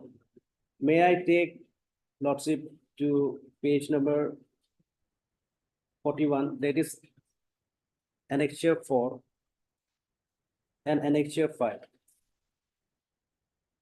This is the comparative statement or the tabulation done by the minutes of the board proceeding meeting. In this comparative statement, after duly scrutiny of the financial bid and the technical bid by the chairman and the board has declared my firm, that is GT Enterprise. Lordship, in serial number 1, it is stated that GT Enterprise has quoted a bidding amount of rupees 1,82,17,659 rupees, and rest 3 firms has also been participated. After duly scrutiny of the financial bid, I had been awarded as L1 on 30/10/2024 by the board member, which has been duly authorized as per the notice inviting tender. Thereafter, again, next page, page number 42, Annexure 5. This is board proceeding minutes. Herein it is stated that the board, may I take Lordship to page number 42 of my 42, page number 42 of my repetition. Yes, yes. Annexure 5. Lordship, this is the Office of Project Director, District Rural Development Agency, Gurungkume District, Colonial. Board proceeding minutes dated 30 November 23. Lordship, here it is written, in pursuant to the NIT plotted by order number so and so dated 5th October 2023, the board member has assembled in the conference hall at DC office of Deputy Commissioners Coloriang on dated 5th October 2023 at 11 hours in the presence of the bidders. Accordingly, GT Enterprise, who is the petitioner in this present case, has been awarded as L1. In the noting down below, it is written that thus the board recommended MSGT Enterprise was found to be L1 lowest bidder and MS Pacho Enterprise L2 bidder. The board concluded at 1500 hours. This is the minutes of board proceeding. Lordship. Thereafter, Lordship, the tender was not finalized and I was not awarded with the letter of intent so that the further procedure of the tender may be completed. But Lordship, during that time, I had made an inquiry and also I have filed an RTI wherein annexure number 7. Lordship, annexure number 7, that is page number 44.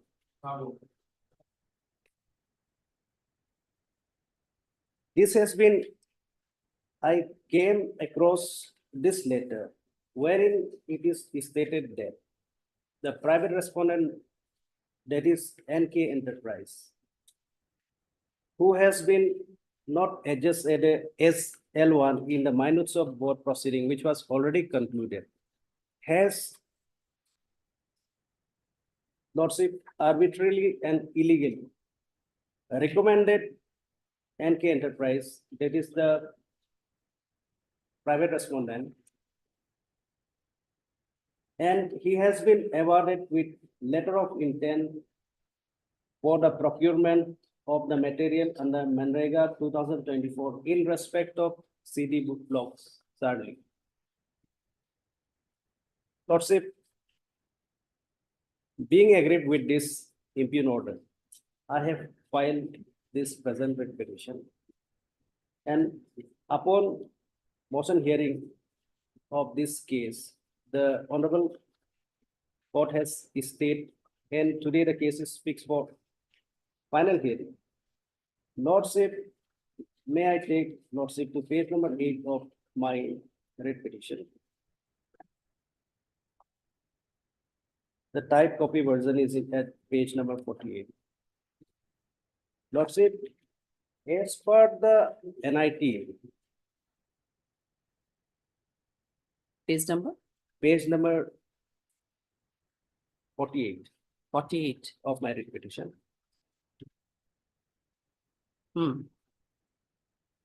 herein Lordship, as per the NIT, notice inviting tender, the authority for finalization of tender is being exclusively given to the project director. But even without the knowledge of project director, the Director Rural Development has issued this letter of intent. Sorry, Joint Director Rural Development has issued this letter of intent to the private respondent. So when this was noticed, came to the notice of the project director, DRDA Kurunkumet district. Lordship, may kindly peruse page number 47, wherein it is written by the project director, who is the authorized person to decide the tender as per NIT. He has written a letter to the Director Rural Development on dated 29 January 2014, wherein in this letter he has sought for a clarification that we have recommended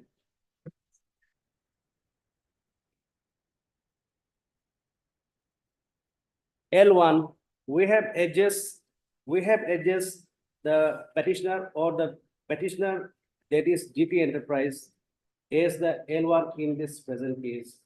But without knowledge and without cancelling the present L1, which has been already duly recommended by the board, has been nullified, and without the knowledge of the project director, they have recommended private respondent, and they had issued letter of intent to the private respondent. So the project director, although he is subordinate to the director, has sought for a clarification letter. May I read, Lordship? To the Director, Rural Development, Government of Arunachal Pradesh, Itanagar. Annexure 8, page 47. Seeking clarification, justification letter regarding issue of letter of intent. Serial number 2, Lordship. With regards, it has been found that the letter of intent has been issued to the following bidder from your esteem, and which is not as per the recommendation proceeding of District Tender Board Committee by order dated DRDA, Gurukhume District, MG Narega 02/2001/2002, dated Colorium 13 December 2023. Lordship, it is pertinent to mention that there was a series of tender, package 1, package 2, package 3, package 4. This is with regards to, Lordship, package 3, that is in serial number 2, Lordship. Package 2, serial number 2, NK Enterprise, that is Sarli, package number 4. Herein, this letter, as per letter dated 25 January 2024, the project director, who has already awarded the petitioner's firm as L1, he is seeking clarification that as to what is the logic that you have again superseded or you have nullified my recommendation, and to his utter surprise, then he is seeking clarification, which is still pending. So, Lordship, as per the NIT, it is nowhere mentioned that the director has authority to reissue tender after cancellation of tender, which has been issued by the project director. Lordship, same analogous matter has came up before this honorable court on date 24/5/2024. This matter was also listed in the next item, but due to paucity of time, this matter could not be taken up by this honorable court. May I?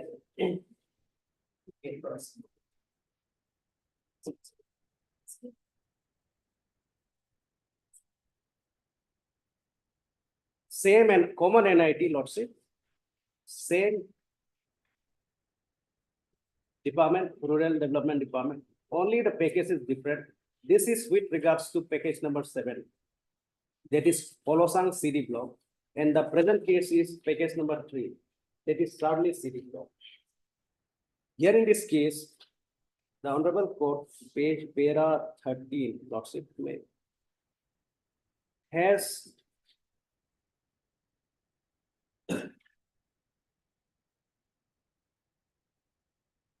Lordship, on the last occasion, this Honorable Court has directed the department, government respondent, to produce the record of the entire tender process. And upon perusal of the entire tender process, it is found that there is various discrepancies with regards to the submission made by the government respondent and their affidavit in opposition filed by the government respondent. Thereafter, the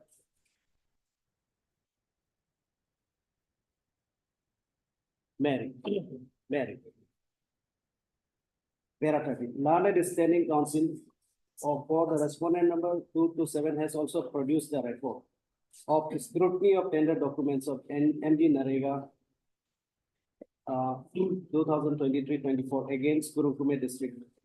On perusal of the report, the Office of the Rural Development has not raised any questions and has not flagged the correctness of the board proceeding minutes dated 30/11/23. Although the member has purportedly signed on 11/10/23, apparently in the said minutes of bid submitted by the respondent number 8 is not a qualified bidder and only 2 bidders are evaluated as L1 and L2 bidders. Accordingly, petitioner is L1 bidder. Therefore, it appears that the respondent number 8 was outside from the consideration on the ground that section 6 form of bid was not submitted. In the comparative statement of the tabulation as well as the board proceeding minutes dated 31/11/23 of the Office of Project Director, DRDA Kurukume District, the bid of the petitioner was minus 10.0.443 lower than the NIT amount, and that of the respondent number 8 was less than minus 12.0003% of the NIT amount. The Office of the Director, Department of Rural Development has not made any office note in the file proceeding to show that the comparative statement and the board proceeding sent by the project director DRDA Kurukume District, the said authority has committed a wrong by not identifying that no justified rate was prepared. In the note sheet dated 1/5/2024 and E-note number 1 generated on 6/1/24, which are the only 2 note sheets available for particular work. It does not contain the justifiable rates. Therefore, the Office of the Director, Rural Development Department has not given any reason to reject the comparative statement, tabulation, and the board proceeding minutes of the Office of Project Director, DRDA Kurukume District. The said file has also not dealt with clause 8 of the terms and condition of the tender, which having regard to the provision of clause 20.4.3 of CPWD Manual 2024-14 has provided that the variation up to 10% may be allowed for particular situation and in special circumstances, further prescribing that the tender above this limit should not be accepted. Therefore, in the absence of any justifiable rate being predetermined, the project director, Rural Development Department could not have brushed aside the comparative statement as well as the board proceeding minutes dated 30/11/2023 of the project director, DRDA Kurukume District, along with the affidavit in opposition filed by the respondent number 2 to 7. The manner of the answer of supply work in contained in item number terms and condition of 15, the clause is quoted below. Awarding of supply work order. The tender shall be evaluated by the board constituted by PD cum APDC. Lordship, it is pertinent to mention that PD is APDC. PD and APDC is the same position, same person at district level and recommending at least 3 firms, that is L1, L2, and L3 to come competent authority for acceptance along with all relevant documents. Number 2, the director RD engineering wing shall further scrutiny the tender documents by APDC. The LOI will be issued to the L1 terms duly recommended by APDC. The project director will issue supply order to successful bidder on the basis of the LOI issued by the accepting authority after necessary contract agreements, MOU signed between project director and successful bidder. Therefore, from 15 subclause 3, it appears that the director, Rural Development Engineering Wing is merely authorized to make scrutiny, scrutiny of the tender documents recommended by the ADPC, and that it is prescribed that the letter of intent will be issued to the L1 firm duly recommended by the ADPC, and that the project director is required to issue supply order to the successful bidder on the basis of LOI issued by the accepting authority. Therefore, it is found as to how the Director Rural Development has the authority to summarily reject and recommend the project director come ADPC.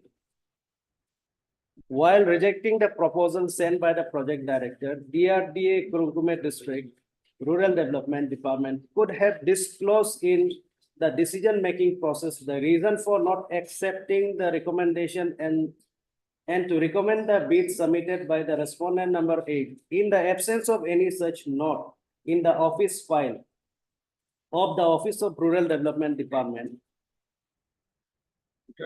produced by the Learned Standing Council for the respondent number 2 to 7, the court is inclined to hold that the stand taken by the said respondent in the affidavit in opposition and the additional affidavit is not in conformity with the material available on record. It is too well settled that the decision must be examined on the basis of the content of the documents itself and not on the basis of the explanation tendered thereof. It is in It's okay. the absence of any finding by the director. Okay, I'll see to it. Lordship, this is very much relevant. Lordship, the case of the respondent is there. Lordship. The respondent, in their affidavit in opposition, they have said that they has an authority as per the CPWD manual. They have. My lord, I'll argue my own case. Let him not project and submit on my behalf. Lordship, the case of the respondent is there. The government respondent is there. As per the CPWD manual, they have a right to re-verify the minutes of board proceeding meeting, which was already conducted by the project director. Lordship, my respectful submission before this honorable court is that as per the NIT, there is no any clause which mandates the director for the joint director engineering wing to cancel or re-scrutiny that already decided, selected bids. Accordingly, Lordship, in the WPC 51, just now, which I have read, here also the honorable court has correctly observed that in this NIT, there is no any provision regard to the re-evaluation, re-scrutiny by the Office of the Director, Engineering Wing. As such, in the present case, the director has been given direction to award letter of intent to the petitioner. The same case. Lordship, in that line, this case also may be disposed of. That is my respectful submission.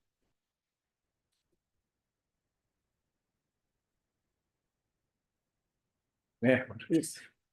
Now, the facts in WPC 51 and this writ petition, they are different. My lord. Why? Because, my lord, may I please come to my affidavit in opposition. My lord.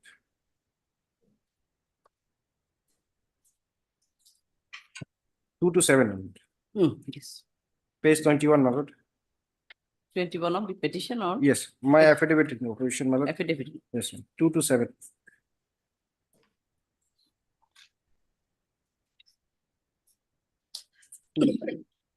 Page 21, my lord. Terms and condition, my lord.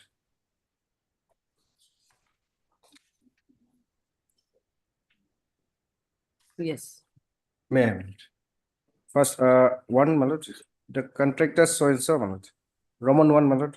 The applicant contractor by vendor firm must produce original contractor registration certificate, valid trading license, GSTIN registration certificate with valid GST return file certificate TIN/10 in the name of the registered firm along with up-to-date tax clearance certificate.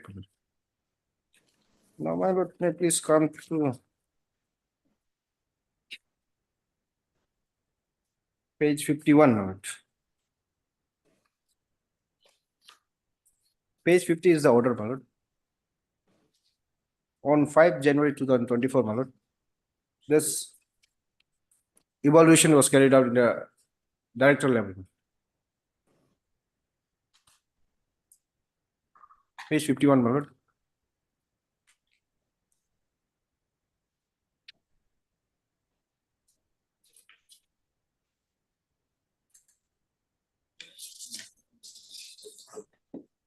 Evaluation was carried out by the director. Yes, my lord. In the directorate level, my lord, by the engineering wing of the directorate level, my lord.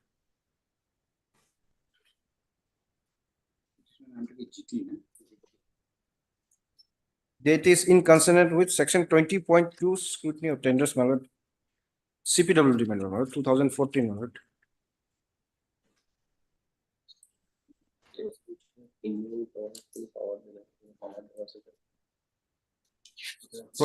Page 134. 134. 134. Yes, my lord. CPW manual 20.2.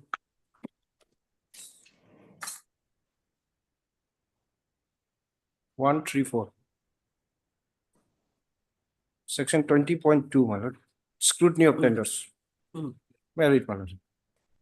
After opening the tenders in the manner mentioned above and keeping a record as given in para 20 point so and so and preparation of comparative statement, the executive engineer will send the same to the office of the superintendent engineer, chief engineer, that is the tender accepting authority one. Well, this director is the tender accepting authority one. And detailed scrutiny will be done in the office of the accepting authority one.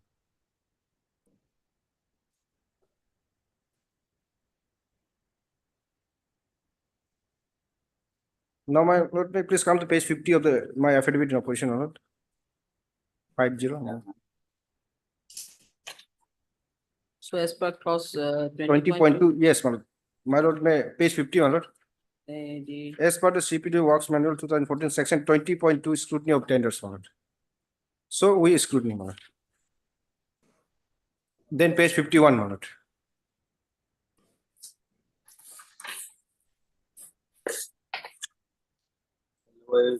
Five one. My lord, may I please come to first column, my lord. It pertains to the writ petition, my lord. MSGT Enterprise, my lord. First column, my lord. My lord has seen, my lord. MSGT Enterprise, yes, ma'am. Now come to my lord, serial number 15, my lord. Tax clearance certificate, my lord. So he was technically disqualified, my lord. That was not case in the writ petition W51. In this case, this petitioner was disqualified in technical bit, my lord.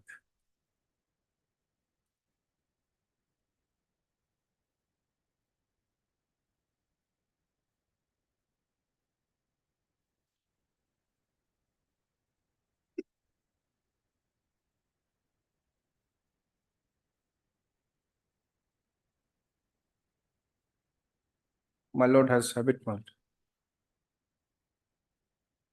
Yes, ma'am. Page 16, ma'am. 16:16, my lord. 16 of your Yes, my affidavit need.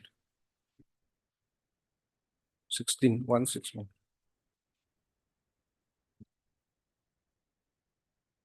Of respondent number 227.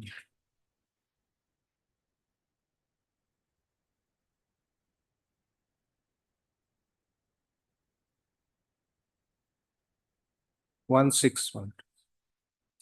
16, ma'am. 16. 16 is what? Affidavit, my affidavit, ma'am. Yes, affidavit. This was filed in the month of February, my lord. They have never, my lord, undertaken any exercise to, my lord, amend their writ petition, my lord. This is the month of June, my lord. Meaning thereby, my lord, they have accepted it, my lord, that they were technically rejected, my lord. Despite having knowledge, my lord, they choose not to amend their writ petition, my lord.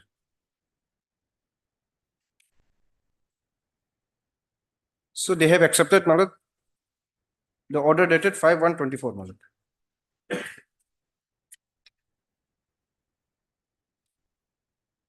My lord, after issue.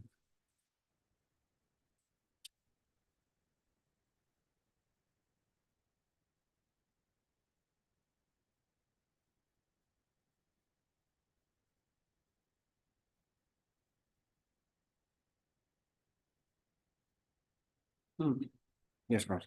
They never choose to amend their writ petition, my lord, despite having knowledge about the fact, my lord. And my lord, subsequent to that, my lord, may kindly appreciate, my lord.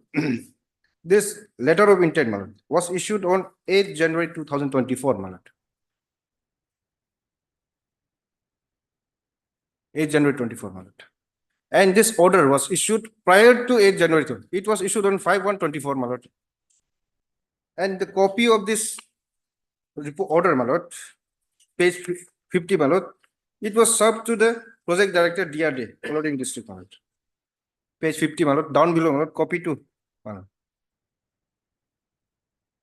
They can obtain, my lord, this letter of intent, my lord, but they have not obtained this 5/1/24 order, my lord. How is it possible, my lord? Meaning there are some suppression of material facts, my lord. If they can obtain this 8/1/24, my lord, they could have certainly obtained this order also, my lord. And if they have obtained this order, my lord, they could not have filed this petition, my lord, because their technical bid has been rejected, my lord. Now, my lord, subsequent to the LOI issued by the authorities, my lord, MOU has been signed, page 55, my lord, with the private respondent, my lord. And page 58, my lord, supply order has also been placed, my lord.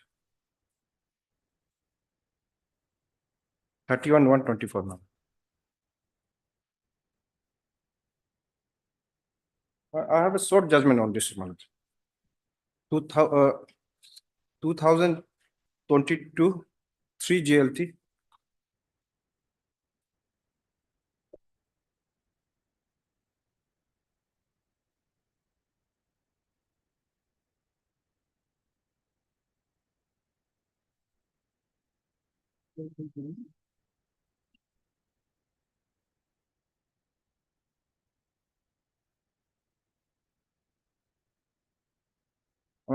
Yes. Para 47, my lord, last paragraph.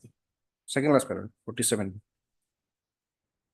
My lord, the issue here is, my lord, the fact that the bid, a technical bid, a bidder whose technical bid has been rejected, my lord, he has no locus, my lord. He has no right, my lord. May I read, my lord? Para 47, my lord. Lastly, a faint but a thrilling contestant was made under the tender has been settled at an astronomically high rate, which is almost 20 crores more than the petitioners, and as such, public interest demands interference. An unsuccessful bidder who failed in the technical bid, his quota for the financial bid has no relevance, my lord. His technical bid has been rejected, my lord. He has the knowledge, my lord. We have filed our affidavit in favor, my lord. And after 1 month, they have also filed their reply, my lord. But they never choose to amend their writ petition, my lord. Affidavit in reply would be there, my lord. In the affidavit in reply, my lord, it was filed on 24th, my lord. Affidavit in reply filed by the writ petition, my lord. It was filed on, as per the record, 24th May 2024, my lord. February, March, after 2 months, my lord.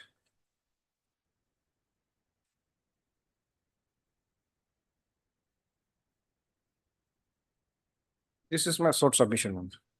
The facts in the earlier writ petition is different, and facts in this writ petition is different, my lord. So I may make it just 1 minute.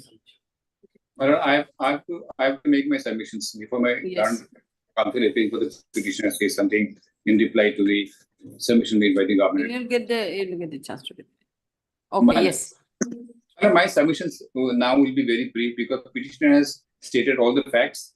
The respondent government advocate, my learned friend, has placed every material necessary for the adjudication of this case. My submission is very brief, my lord. The writ petitioner has no locus standi to challenge the LOI awarded in favor of the Response number 1 on two counts. Response number 8, my lord, on two counts. First, my learned friend appearing for the government has clearly shown that the technical bid of the writ petitioner was rejected on 5/1/2024, and the project director who has been helping the writ petitioner so long was also given a copy of that. So it cannot be believed, or rather the writ petitioner has accepted that yes, they are aware because they have got the affidavit of the government advocate that their technical bid was rejected. As a result, without challenging, my learned friend is arguing that he has not amended the writ petition. My submission will be otherwise. There is no question of amendment of the writ petition. There is a question of challenging the rejection of his technical bid. Unless he challenges rejection of technical bid, he has got no right to ask for any relief before your lordship, because your lordship will not be in a position to give any relief to the petitioner unless he challenges the decision of the authority rejecting his technical bid. This is my first submission. Secondly, my lord, admittedly, the writ petitioner has not submitted the up-to-date tax clearance certificate, which is mandatory. Here also, my learned friend appearing for the petitioner, rather the writ petitioner, has got nothing to say because this is a mandatory requirement of the tender conditions. This condition having not been fulfilled, the writ petitioner has got no locus to challenge the grant of award to respondent number 8. As regards the action of the director, my lord, lordship has seen at page 34 of the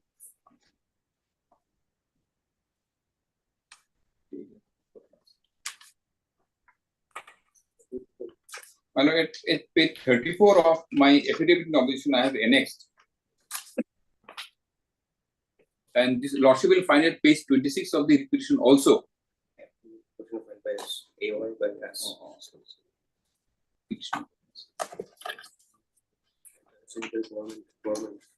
The government has produced, I have also produced, my lordship, I am sorry, my lordship may kindly see page 26 of my affidavit in opposition. 26, man. Lordship has got, man.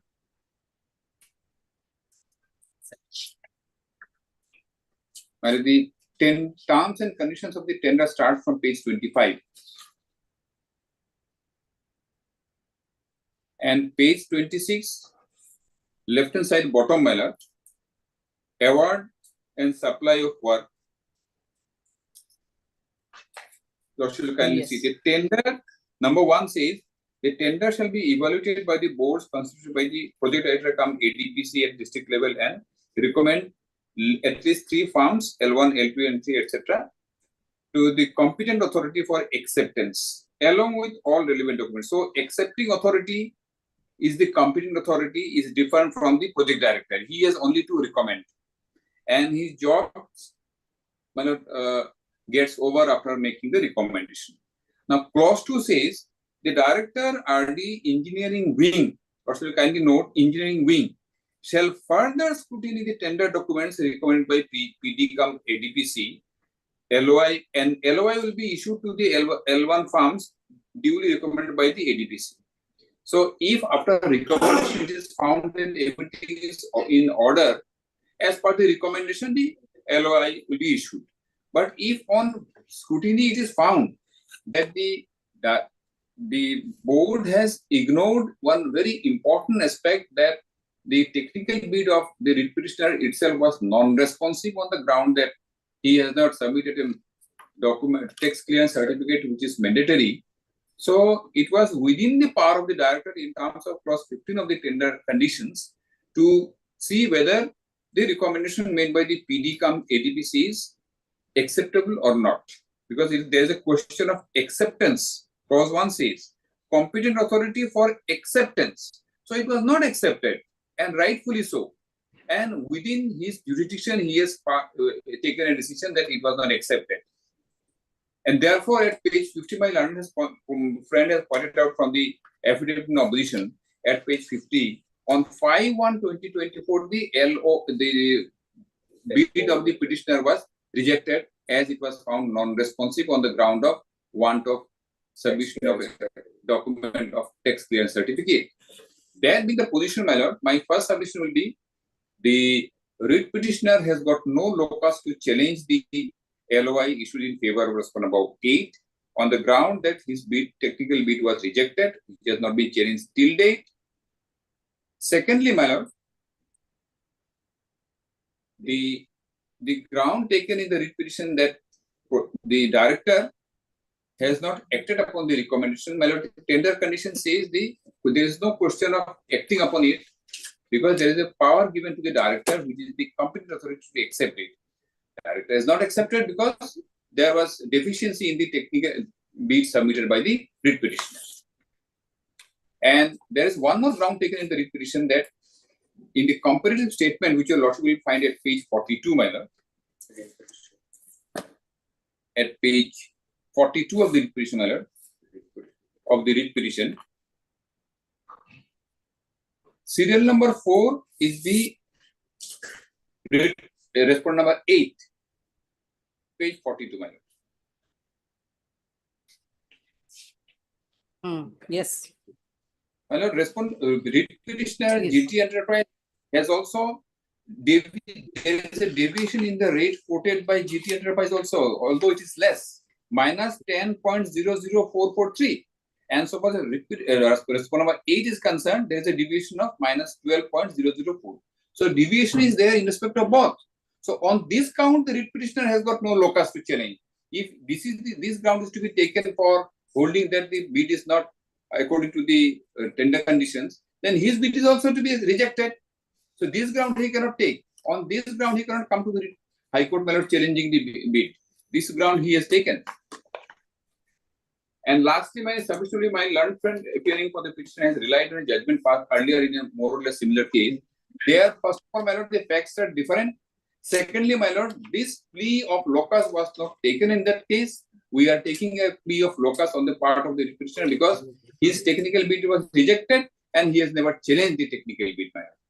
That ground has not been discussed and no decision has been taken by a coordinate bench. Accordingly, my lord, that judgment passed by a coordinate bench is 100% distinguishable and has got no bearing on the judgment to be passed by your lordship. And we have satisfied, possibly, my lord, your lordship, that the bid of the petitioner was non-responsive, it was rejected, it was not challenged. Accordingly, he has got no locus. And secondly, the authority, which the director, which is the competent authority, the director has taken a decision that the bid of the petitioner was non-responsive and was rejected. That being the position, my lord, there is nothing in the petition, there is no substance in the petition. Well, I am relying on 2 judgments, my lord. One is that Roanoke International, my lord. I have given a book list, my lord. Roanoke International, 1999, 1 SSC 492. I am relying on paragraph 27, my lord. 1999, 1 SSC 492. I know your lordship is aware of that. Roanoke International is a very famous judgment. You're relying on para? Para 27, my lord. About the locus of the writ petitioner, my lord. In the present case, however, the relaxation was permissible under the terms of the tender. The relaxation which the board has granted to Mr. So Roanoke International is on valid principles, looking at the expertise of the tender and his past experience, although it does not exactly tell. Page 492 and para 27, the last paragraph of the last but one paragraph of the judgment. If your lordship has got my yes. I am reading, my lord. My lord, I can straightway go to the line number 1, 2, 3, 4, 5, 6, 7, 8th line from top, my lord. Starting with the word therefore, lordship has got, my lord. Any judicial relief at the instance of a party which does not fulfill the requisite criteria seems to be misplaced. Even if the criteria can be relaxed both for so and so and so and so, it is clear that the offer of Mr. So and so is lower and it is a slightly different manner. We fail to see how the award of tender can be stayed at the instance of a party which does not fulfill the requisite criteria itself and whose offer is higher than the offer which has been accepted. So, in this case, my lord, there was a difference in the offer also. In our case, my lord, his offer is not valid on the ground that his technical bid itself was rejected. So, he has got no right to get any relief from the Supreme Court. As a result, at his instance, my LOI cannot be, my lord, called in question or be set aside because same is said to be misplaced by the Honorable Supreme Court in the wrong of issue. And my lord,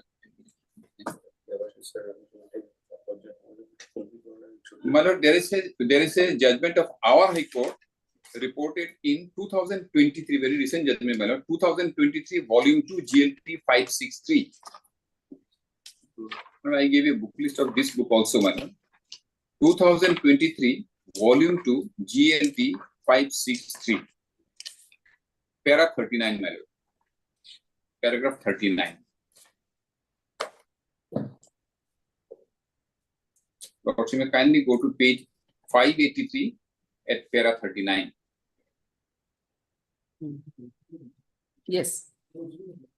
The natural corollary to the above is that the petition number 1 alone doesn't have the legal right to challenge the tender process, the tender conditions, as well as the award of the contract. At the cost of repetition, it is reiterated that petition number 1 along with performance number 7 can only be regarded as a bidder. Under such circumstances, the petition number 1 alone cannot be person aggrieved to maintain the present petition.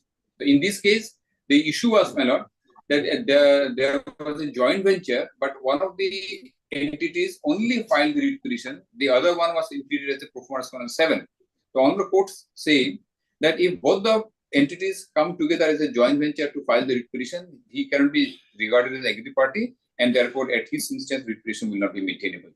In our case, my lord, when the petitioner himself was not qualified, so at his instance, my lord, petition, my LOI cannot be challenged. And lastly, I'm just relying on one judgment of Honorable Supreme Court reported in 2017, 4 SCC, page 269, Reliance Telecom Limited, 2017, 4 SCC 269, para 54, manner. Para 54, manner. This judgment I am relying on the point, my lord.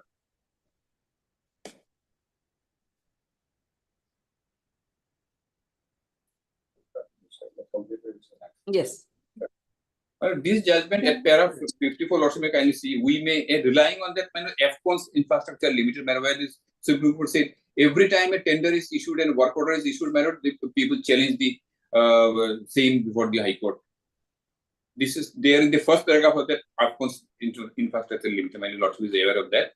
Para 15 has been quoted here, which says, we may add that the power of employer of a project having authored the tender document is the best person to understand and appreciate its requirements and interpret the documents. The constitutional courts must defer to its understanding and appreciation of the tender documents unless there is a malafide or perversity in the understanding or appreciation or in the application of the terms of the tender conditions. It is possible that the owner or employer of a project may give an interpretation to the tender document that is not acceptable to the constitutional courts, but that by itself is not a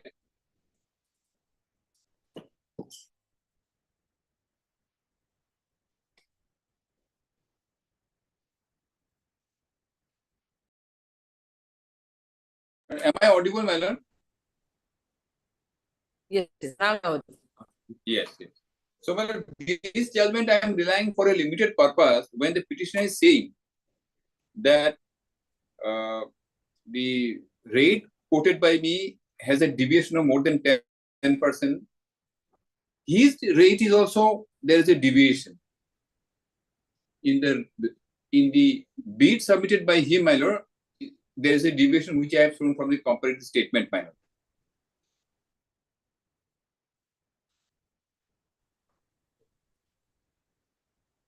But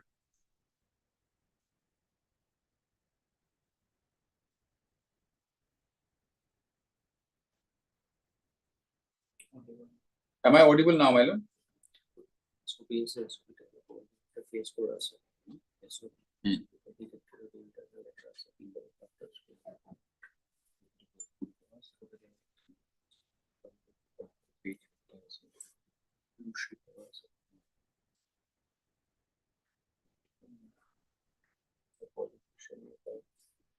Lordship may take up at 2 o'clock, my lord, ma'am. It's already 1 o'clock, right?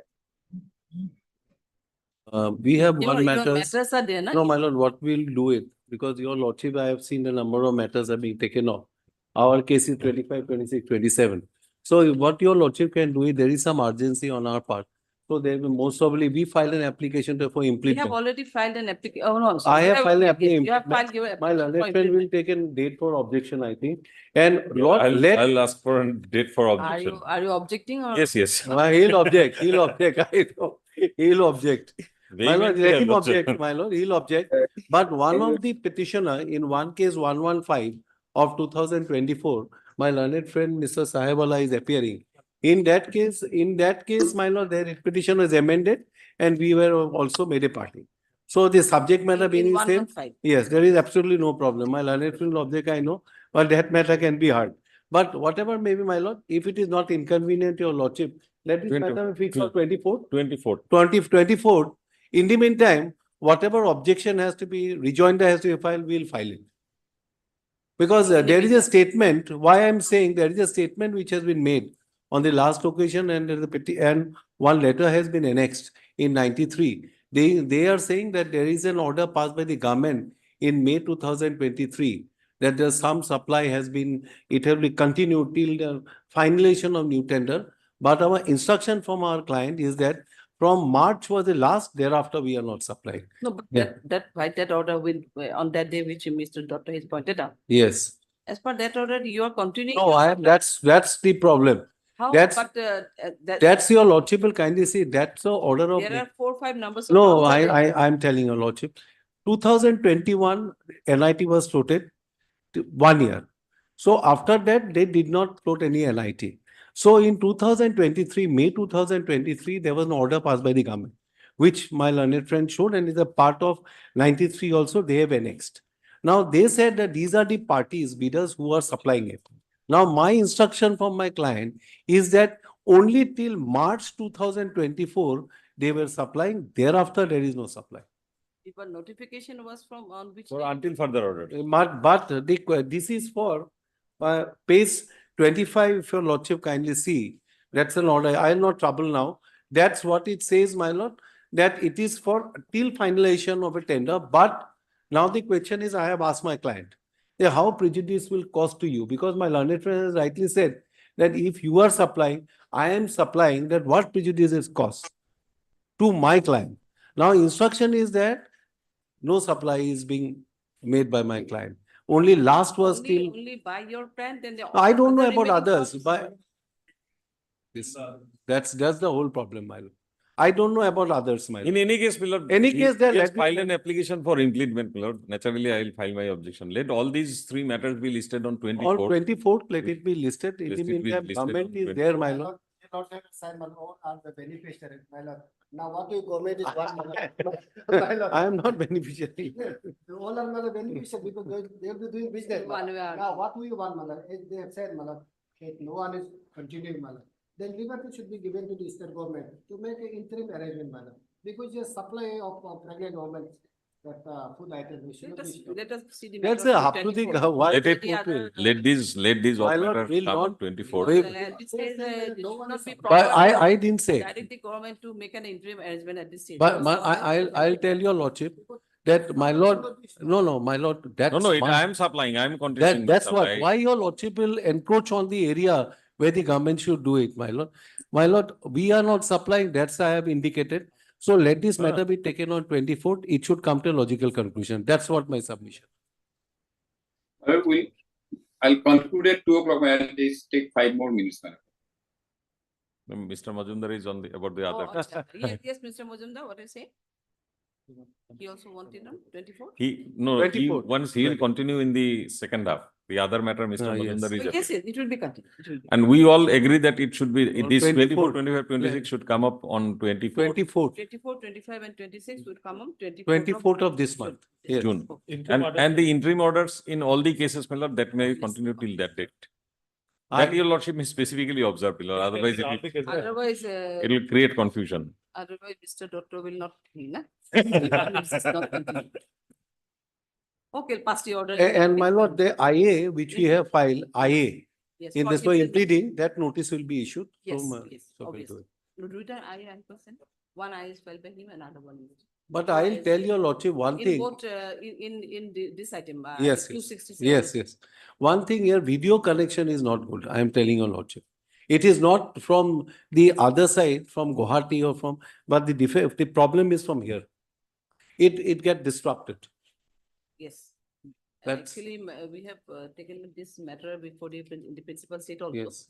Not only in Arunachal, in the. But they are Mizoram facing also the there same is, problem in Mizoram also there is a Mizoram, problem. yes. The best is now Shillong. Meghalaya is the Yes, best. okay, okay. Is the But best. the other three Yes, branches, it's we the are best. other, Yes. we are all facing problem. Yes. In item number 25. You are also in the item number 25. Yes, Mr. madam. Yes. Mr. G.N. Chayamla is there as a senior counsel. I am assisting Mr. No, we'll give the appearances to her, Malab, she will record it. My lord.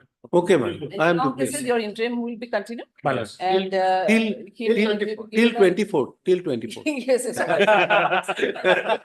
Yes. Okay. I am declaring. You're returning today only? We are it. Yes, yes. Sweet. I have to come only because my formidable friend is on the other side. Otherwise, I would not have come today. Okay. Connectivity is better. Yes. Well, I was relying on the judgment of that Supreme Court of 2017 4cc, particularly paragraph 54, about the discretion or right of the employer in interpreting the tender documents. This I am relying on for the purpose of countering the submissions made by the writ petitioner that there was a variation of more than 10%, and this argument is placed on the basis of a condition, and there is condition number 4 at page 13 of the writ petition. 2017 forest. 17 4 Yes. Well, I'm just reading it slowly once again before I make it. In this page 314, my lord, straightway. 314. 314. 4. 3. 314. Para 54. Lord. Yes. Yes, yes. In this context, a passage from Afcons Infrastructure Limited is worth reproducing. We may add that the power or the owner or the employer of a project having authored the tender documents is the best person to understand and appreciate its requirements and interpret its documents. The constitutional courts must defer to its understanding and appreciation of the tender documents unless there is malafide or perversity in the understanding or appreciation or in the application of the terms of the tender conditions. It is possible that the owner or employer of a project may give an interpretation to the tender document that is not acceptable to the constitutional courts, but that by itself is not a reason for interfering with the interpretation given.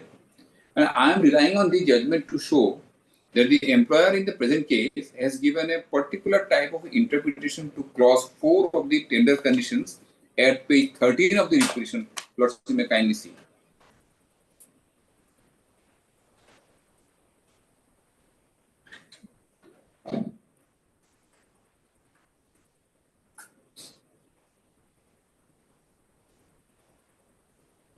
Yes. My lord, page 13, paragraph 4, Lordship may kindly see, serial number 4.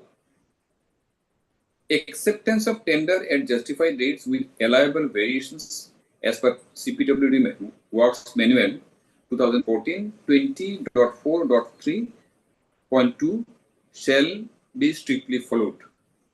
Now, relying on this particular tender condition, my lord, an argument is advanced on behalf of the writ petitioner that the rate quoted, which your lordship will find in the comparative statement, my lord, that comparative statement is available at page 42 of the affidavit in opposition filed by the. I'm sorry, my lord. It is a writ petition, my lord. Writ petition, page 42 of the writ petition. Yes. Yes. Page 42, my lord, the clause 4 which I have read from the clause 4 of the tender conditions which I have read, possibly your lordship has got, my lord. Well, I was reading clause 4 of the tender conditions. Now, yes. now lordship will kindly see page 42 of the writ petition. Now, there is a comparative statement giving the rates quoted by each of the bidders. Now, serial number 1 is the GT Enterprise, that is the writ petitioner. Now, in the column number 1, 2, 3, 4, 5, you will find quoted percentage minus 10.00443. And so far as the writ petitioner, as a respondent number 8 is concerned, at serial number 4, NK Enterprise, their variation is minus 12.0005. Now, the argument is that there has been a variation of more than 10%, in the rate quoted by respondent number 8, and therefore his bid should be rejected. This is the argument. My submission before your lordship is that if we go by this interpretation, then the rate quoted by the writ petitioner is also beyond 10%, maybe a little less. So on this ground, possibly the writ petitioner cannot argue. Even then, I am submitting that the tender condition serial number 4 at page 13 of the affidavit filed by us will show that although the owner has given a condition, page 13 of the affidavit condition filed by respondent number 8.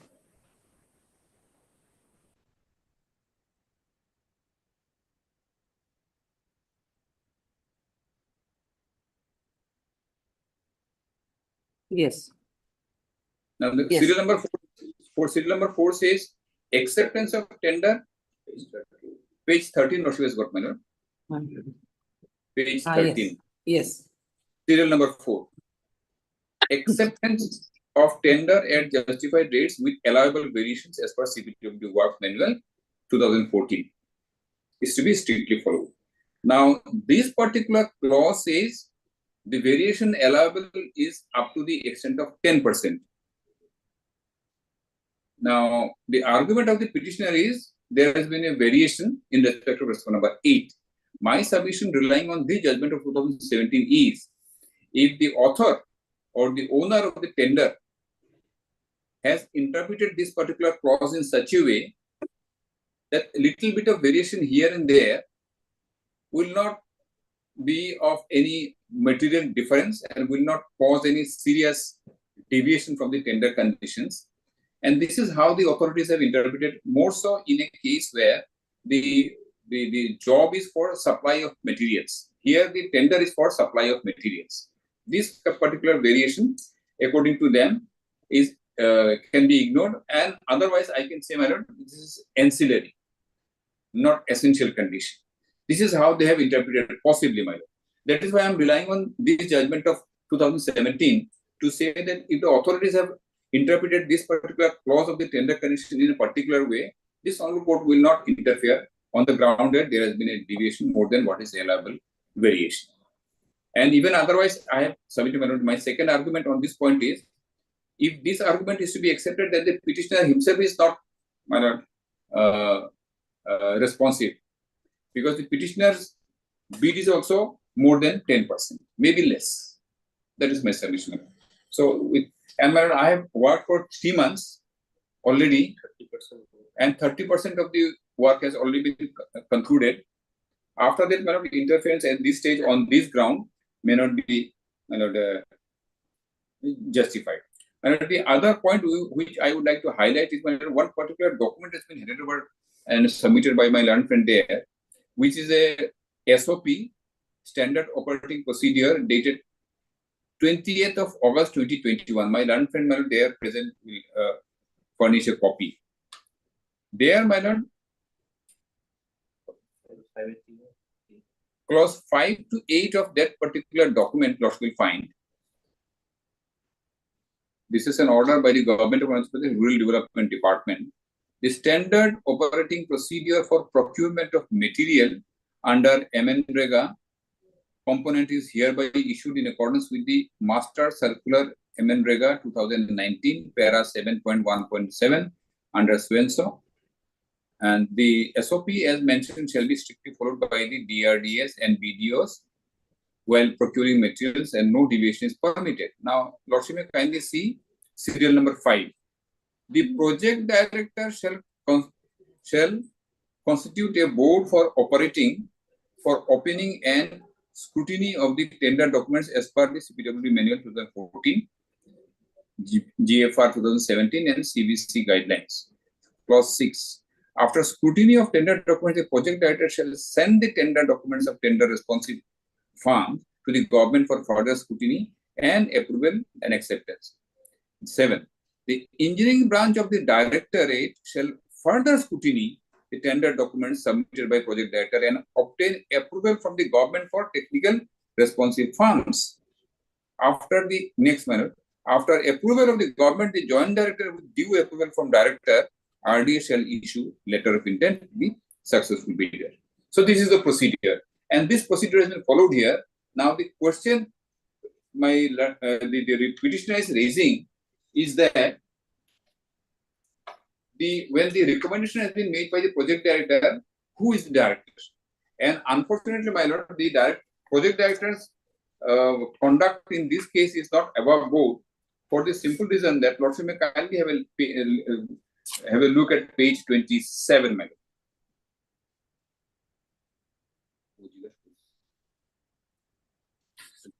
Clarify. My lord, there is one document to show, my lord, I would like to show from the writ petition, whereby the project director has issued a letter asking the director what is his audacity, Lordship, kindly see, to clarify at page 27, my lord. He is a subordinate officer, project director, at page 27 of the writ petition, my lord. 27. Yes. 47. 27. 27. 47, I guess. 47. 47. Ah. Project director, DR Lordship got my page 47. No, 47 of what? 47 of the writ petition. Of the writ petition, man.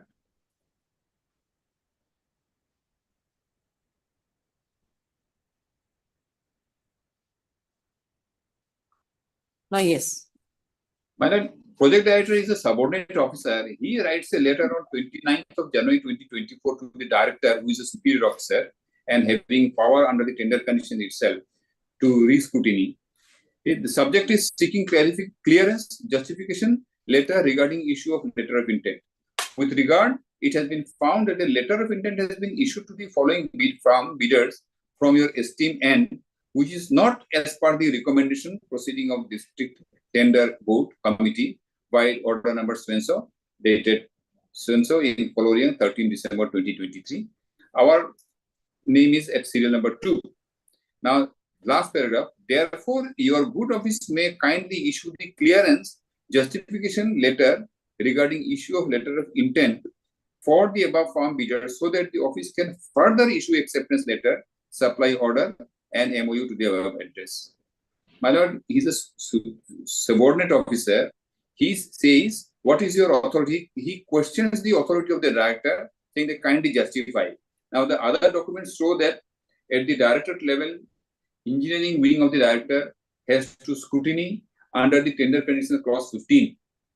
And in exercise of that power, when scrutiny was made, it was found that the tax clearance certificate, which is a mandatory one, has been furnished, for which his technical bid itself was rejected. How can the petitioner be granted the LOI? And now he is saying that kindly justify. The tenor of this letter is nothing but to say that I am the project director, I have recommended, you have to accept it.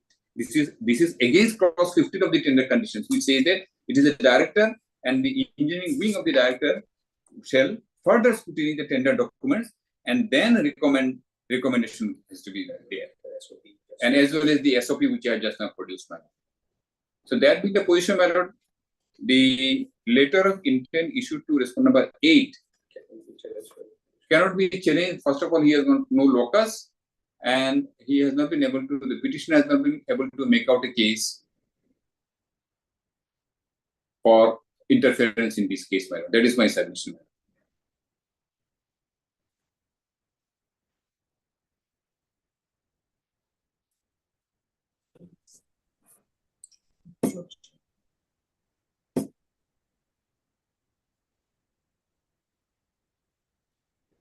Am I audible, my lord? Now you're audible, yes. Yes. So that is my submission. That at the instance of the writ petitioner, the LOI issued in favor of respondent number 8 may not be interfered with. That is my submission, madam. I have to submit a few things now. I have gone through this bid documents of the private respondent. In the bid, my lord, there is, my lord, Form 6, my lord.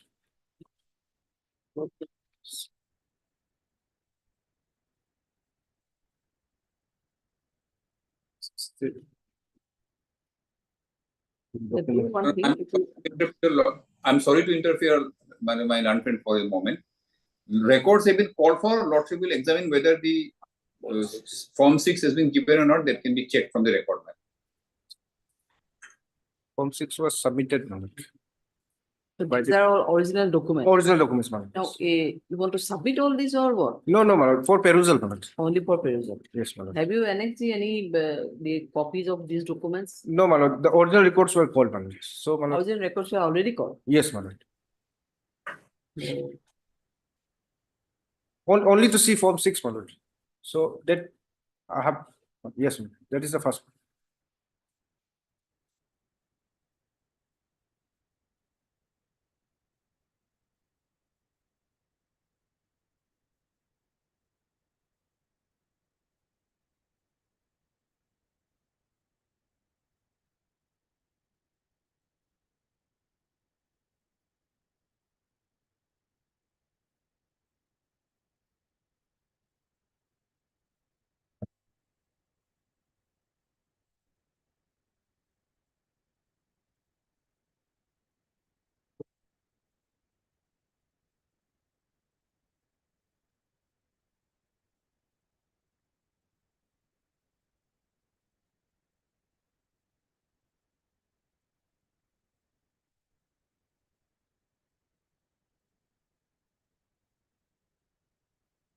So why didn't you do one thing? These originals are here. Yes, sir. If you think that those will be required,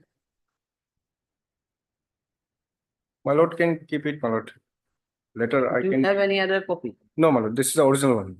Then After disposal of the writ petition, the original records may be handed over to me. so if it suppose in any way affect the tender process and all, then that case will be in Tender process has been completed, my lord. tender process has been completed, but otherwise if it is required for But- any purpose, then but- it will be under the custody of the court, and then in that case, because suppose if it is possible, I'll pass the order But- within this week. If it is not possible, then I have to carry all Oh. this to Guwahati. Right. So that's Only what for I'm perusal, asking. Is only there- for perusal, only for perusal, my lord. My lord said, Yeah. can keys. So what do you want to point it out? Is just see now. Otherwise, these are with the record. This is the Already original filed. record, original record. No. These are original record. Have you Yes, ma'am. filed the copy of those in the record or along with your affidavit in opposition? No, because they were kept in the seal cover, my lord. So But it when was the not- records are called for, my lordship can examine the records to be produced by the government. Lordship can always examine that to verify the veracity of the submissions made on behalf of the petitioner. So in that case, we have to keep this one. my lord, yes, ma'am. Now,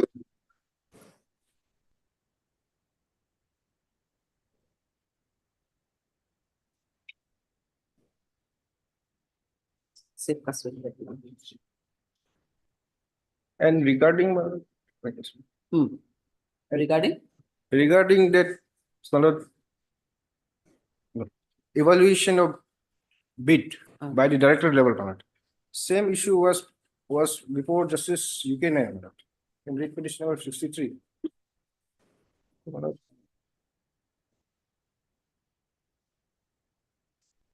These orders, etc., these are in the record, I think. Yes, You have ma'am. already supplied. Yes. This will not be required. my lord. এটা আমার মনে আছে। এটা time এখানে খালি রাখলে রাখতে পারে অরিজিনাল করে দিই হাতে এটা আমার প্রবলেম আছে। Yes, what do you want Yes, to yes, submit? my lord. Para 15, my lord.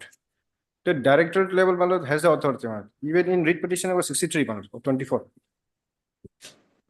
While examining the matter, my lord, this honorable court, my lord, in para 15, my lord, has upheld, my lord, the scrutiny made by the district state level, my lord, directorate level, my lord. Para 15, my lord.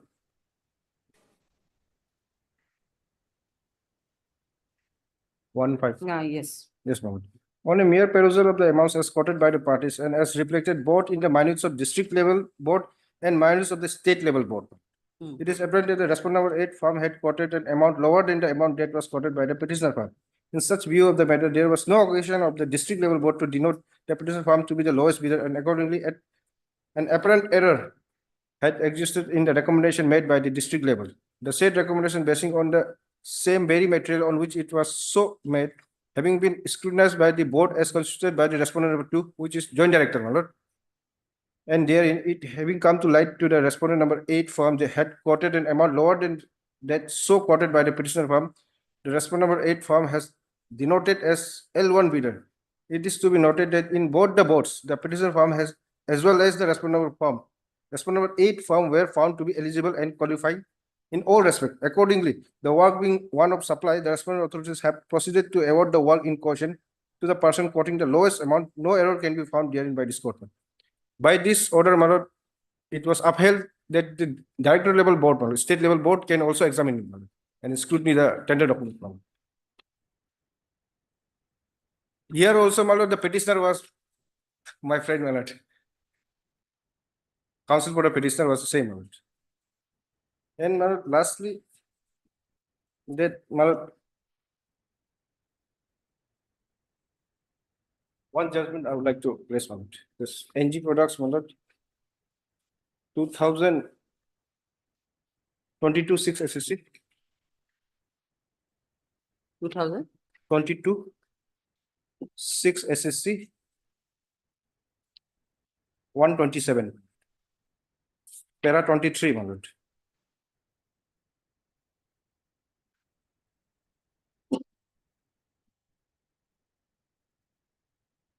May I read, my lord? In view of the above judgments, my lord, the writ court should refrain itself from imposing its decision over the decision of the employer as to whether or not to accept the bid of a tender. The court does not have the expertise to examine the terms and conditions of the present day economic activities of the state, and these limitations should be kept in view. Courts should be more reluctant in interfering with the contracts involving technical issues, as there are requirement of the necessary expertise to adjudicate upon such issues. The approach of the court should be not to find fault with magnifying glass in its hands. Rather, the court should examine as to whether the decision-making process is after complying with the procedure contemplated by the tender conditions. If the court finds that there is total arbitrariness or that the tender has been granted in a mala fide manner, still the court should refrain from interfering in the grant of tender, but instead relegate the parties to seek damages for wrongful exclusion rather than to injunct the execution of the contract. The injunction or interference of the tender leads to additional costs for state and is also against public interest. Therefore, the state and citizen suffer twice, firstly by paying escalation costs and secondly by deprived of the infrastructure for which the present day government are expected to work. So they should be relegated to civil court if they are really agreed upon it. Just like the senior counsel has submitted on it. He is also plus minus 10, above minus 10. And the private respondent is also above minus 10, beyond minus 10. So both are beyond minus 10. So there is no any harm that has been caused to the petitioner. Even the fact that the private respondent writ petitioner has been disqualified in the technical business. He has no locus.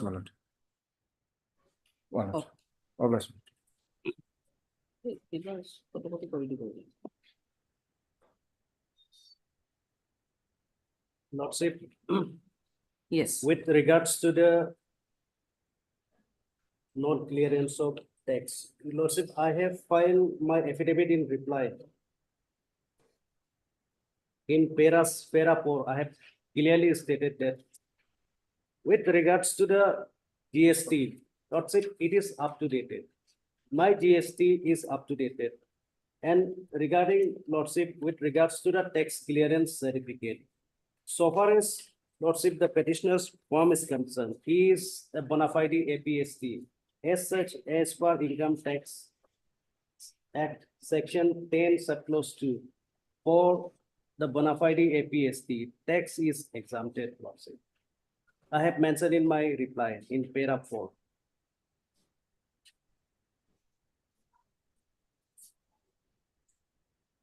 And regarding Lordship, with regards to the submission made by Learned Counsel, Learned Senior Counsel for the private respondent, he has submitted before this honorable court that he has completed 30% of the work.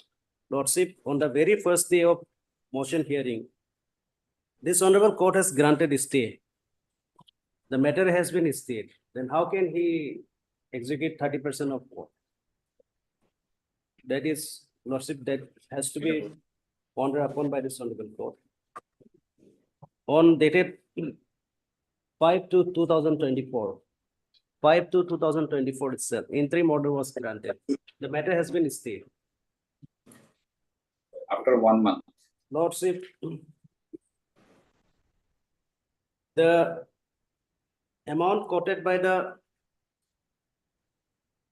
petitioner, Lordship, I may take Lordship to page number 33 of There will be repetition. I have already heard, I think. Lordship. Is there any new? Yes, Lordship. What? That is, Lordship, terms and condition of the NI. Yes, yes, I have already seen. Yes, Lordship, terms and condition, serial number 8, subclause 23. It says that. May I read, Lordship? Approves provision under 20.4.3. Variation up to 3% over justified rate may be ignored. Variation up to 10 may be allowed for a peculiar situation in a special circumstances. Tender above this limit should not be accepted. Lordship, the terms and condition herein clearly states that tender above 10%. Lordship, my tender is not above 10%. It is under 10%. But the bid amount quoted by the private respondent is 12%. So on the basis of the provision of terms and condition of serial number 8, subclause 23, it is clearly stated that up to 10% variation may be accepted, but above 10%, it cannot be accepted. This is the mandatory terms and condition given in the NIT.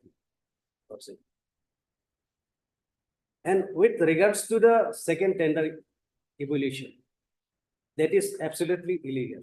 As because in the NIT, nowhere authority has been given. Lordship, para clause 15. Clause 15 speaks about awarding of supply of work orders. Clause 15, subclause 1 says that the tender shall be evaluated by the board constituted by project director cum ADPC. ADPC and the project director is one and the same person at the district level and recommended at least 3 firms, that is L1, L2, and L3 to the competent authority for acceptance along with all relevant documents. Meaning, dear bylaws, only project director has authority to evaluate the bid of the firm, but not the director. Director is only the accepting authority.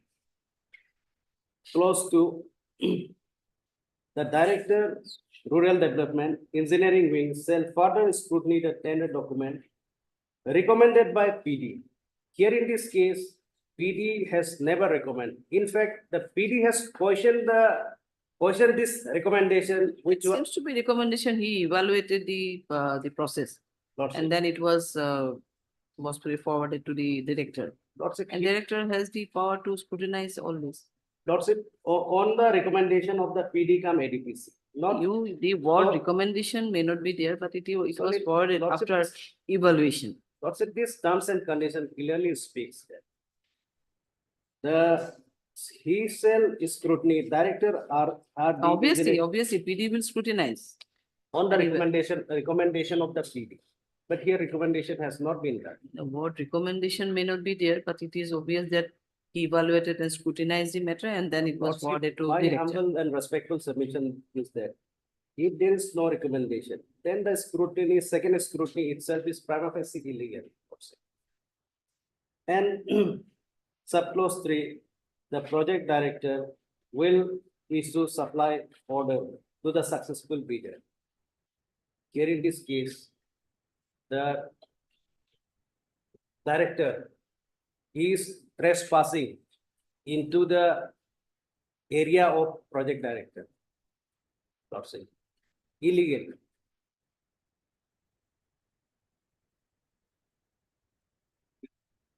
That is my submission, Lordship. Regarding the tax clearance, I would like to clarify on it. Tax clearance certificate, we are not seeking tax clearance certificate from the petitioner. It is for tax clearance for his firm. my lord. GST, we have already, up to date at My GST, lord. we have already submitted. Lordship. Why we are seeking tax clearance certificate, my lord? Firstly, my lord, when a firm, my lord, generally firms undertakes 2-3 works, my lord, 4-5 works, my lord. So while having that works, my lord, they do not clear the tax, my lord. So we seek tax clearance from the competent authority, my lord. So they have to submit the tax clearance certificate on. It is not that we are seeking tax clearance from the person itself, my lord. It is for the firm, my lord. Okay, and further Lordship, in the technical evaluation, the Form 6 was missing in the financial bid. But when the tender document came from project director to Itanagar, suddenly it has been changed, Your Lordship. Out there in the project director, it is clearly stated that form number 6 is missing with respect to the bid of the petitioner, private respondent process. It is clearly written in the minutes of tender evaluation process. It may be kindly noted down.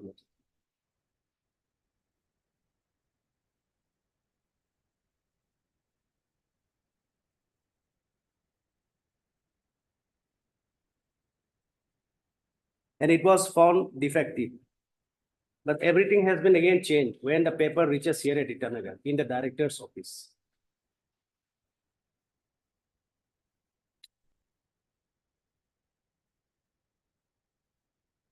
Obliged, my lord.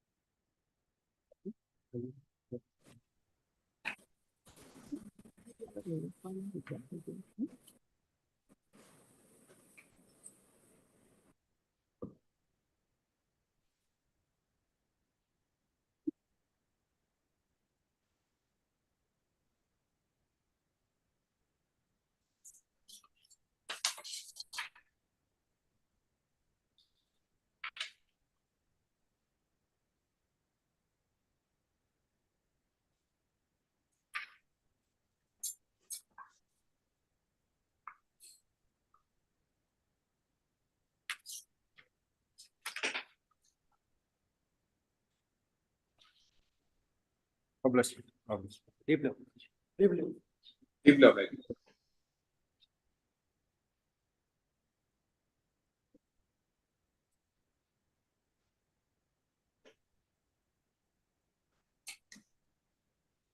Item number 11,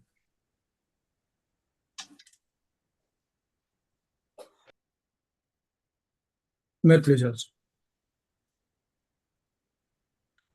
Well, I am in item number 11, petition amendment. Am I audible to you, Lordship?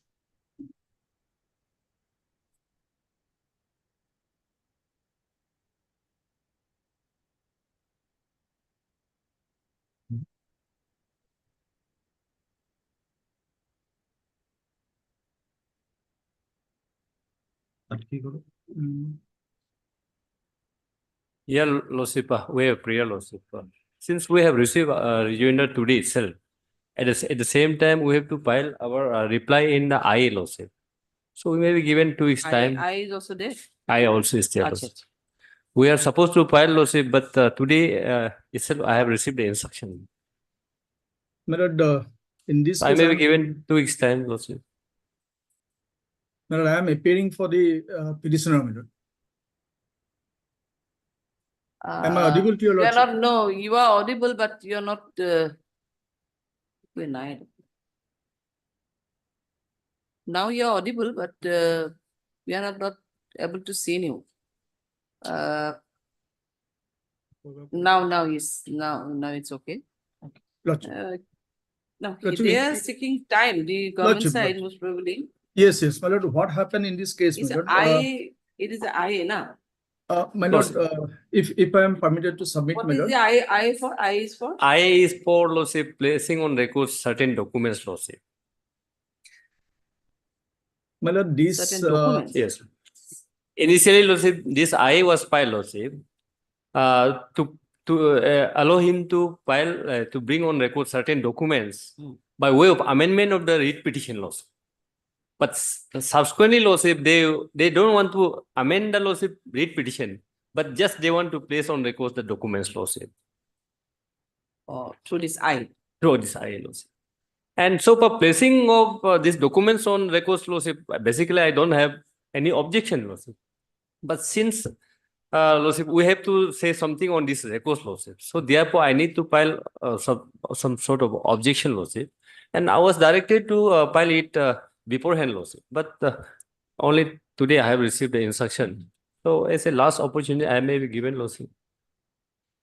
2 weeks after. Mr. Tapin is seeking some more accommodation for filing the. Lordship. their, My lord, affidavit. yes, my lord, I don't have, my lord, that objection, but then the background of the case, your lordship will find, my lord.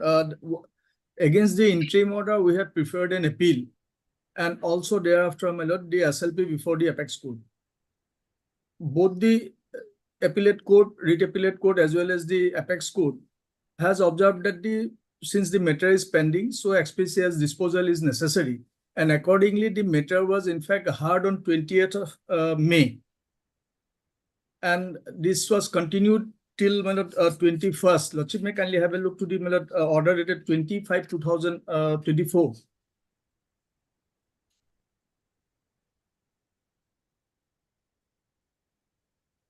Yes. Submission of so-and-so, my lord. The list, counsel for the private response 7 are present, list as a part heard matter on 21/5/2024. So the hearing could not be concluded on that day. So therefore it continued on 21st. Now Lordship may kindly see the order dated 21/5/2024.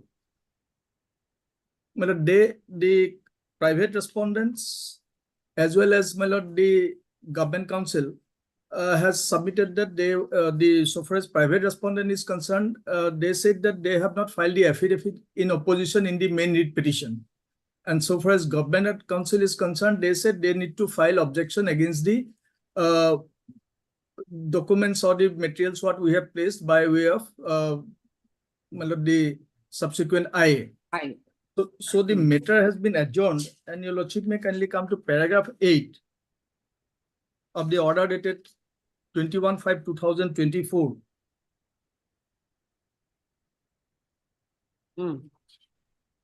Paragraph There was a direction that to file the affidavit in opposition on or before 5th of June. 5th of June, they have filed it. And we were directed to file any reply if required on or before 10/6 that we have already filed, my lord, today. So the matter need to be heard, my lord. since the council is expressing that he still needs time, but keeping in view of the order of the apex court, which is also recited in the order dated 21/5/2024, I pray that matter may be fixed on 17 June, my lord. In the meantime, if he has anything, my lord, sufficient time has already been taken by them. On 17, lordship may be pleased to fix the matter, my lord. And the counsel for the government, my lord, may also be, my lord, directed to produce the record on that day, because the record will be very vital for the hearing of the case, my lord. The matter has already been delayed because if your lordship looks into the orders of the appellate court as well as the Supreme Court, my lord, it was expected to be, my lord, which is also recited in the order dated 21/5/2024. If your lordship looks into, my lord. April cover. May I read the order dated 21/5/24, my lord? No, we just. Adjournment may Yes, be we granted, have but just. 21st of May 2024, that order, my lord. If your lordship permits me to read, my lord. Yes. No, it's okay. I have seen the order. Lordship. You said now you are, Mr. Tapin, you are supposed to file reply in I. Now, Objection, Mayor. Mr. Sharma is saying that that you are to produce some records or documents also. That No. Not the for They the purpose want of to produce lawsuit. And Well, in that regard, we are supposed to file objection lawsuit.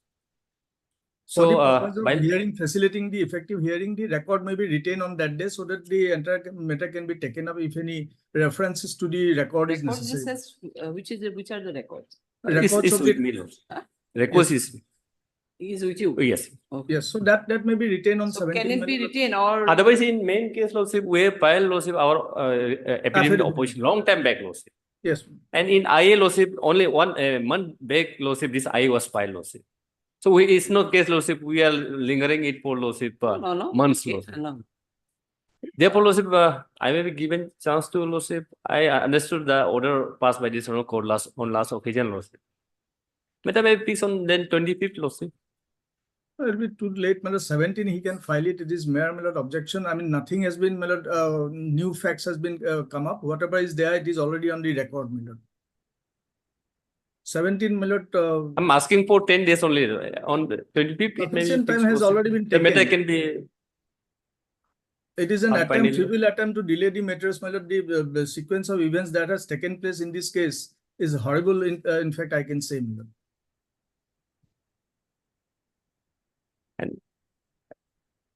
You are assisting in this?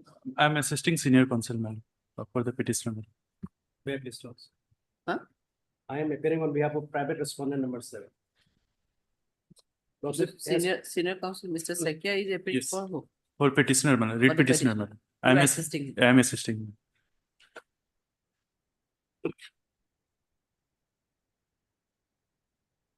Hello.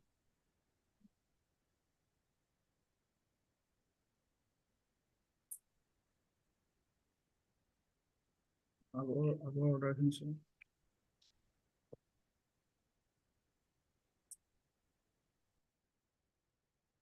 बिल्कुल कौन सा तारीख को यार देखिए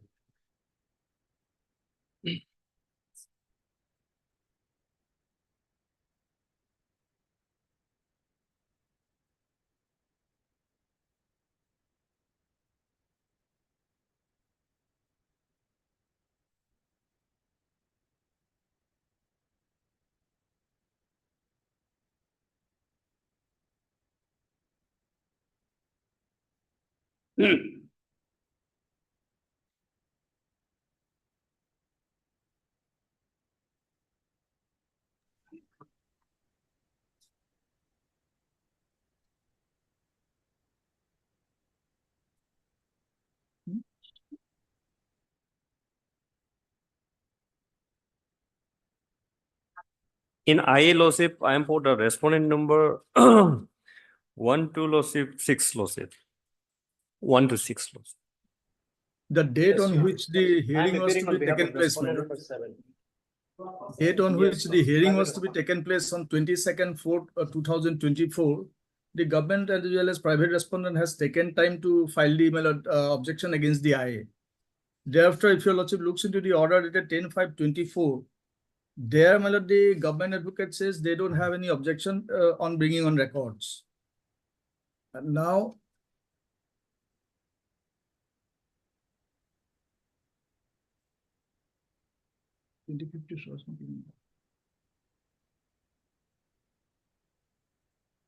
My lord, 8, 9, 10 already struck off, madam. Struck off, my lord, by the order dated 10/5/2024.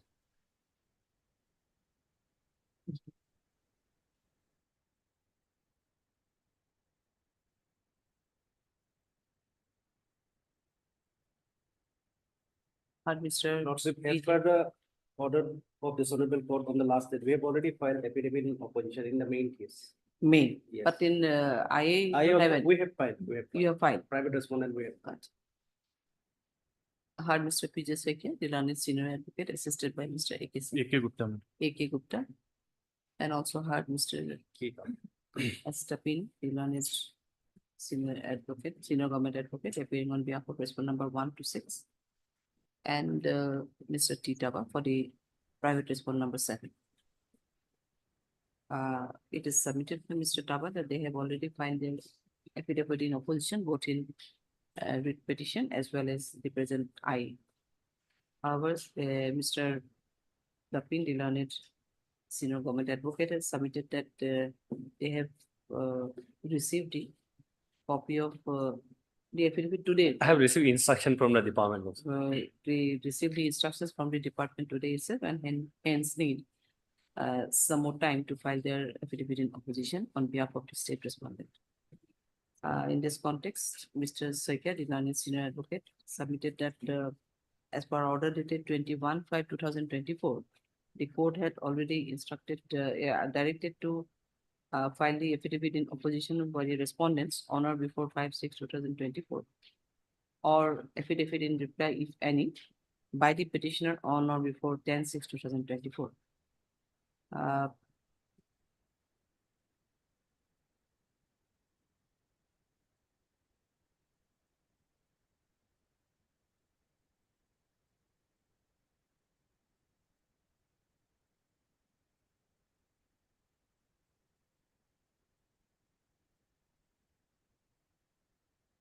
Accordingly, Mr.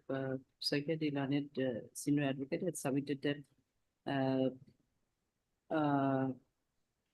the state respondent may be directed to file their affidavit in opposition, if any, on or before the 17th of June 2024.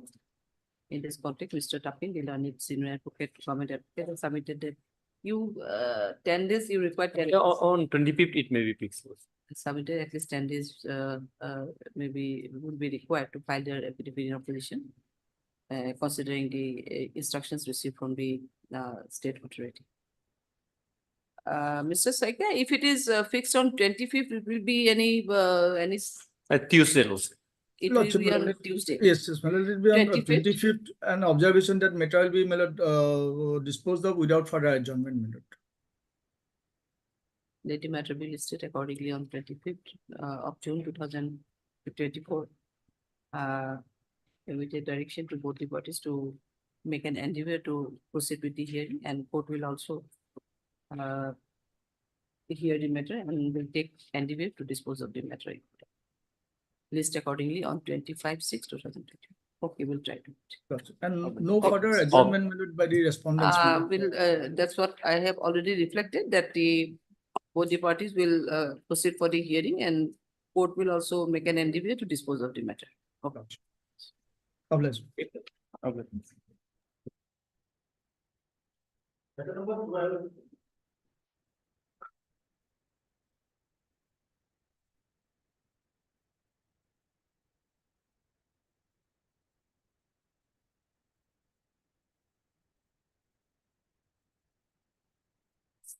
Yes, my lord. As per the my lord last record is the respondent number 4 and 5 of the service is 4 and 5. provided, my lord. This was last record. Service report is still awaited. for Yes. 4 and 5. Yes, 4 and 5, my lord. Do you want to take fresh steps or it may be awaited till next I day? think my lord, when dusty service, dusty, my lord, dusty service may be allowed. Dusty may Otherwise, be he was more than I have more, more than my lord, I have Take taken as 5 1, times. 2 So and? 1, State 2 and is 3, Your Lordship. 1, 2 and 3. Yes, Lordship.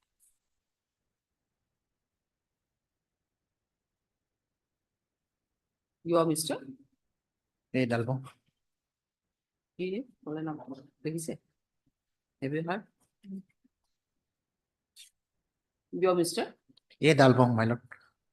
A. Dangwang, the learned counsel for the petition, and also heard Mr. Y. Redam, the learned government advocate, learned government advocate appearing on behalf of state respondent number 1, 2, 3. As per office note dated 7/6/2024, this service report is still awaited for respondent number 4 and 5. Full stop. In this context, Mr. So-and-so submitted that the petitioner may be allowed to take the dusty service on the respondent number 4 and 5. Post of prayer allowed. Still, the petition notice may be issued to respondent number 4 and 5 through dusty mode, and the affidavit shall be filed accordingly on or before the next date of listing.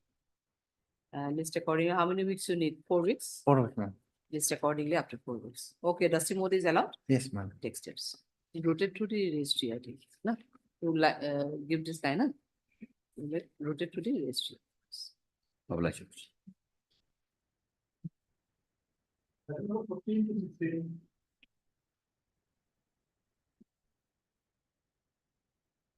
What are these? 14, 15, 16.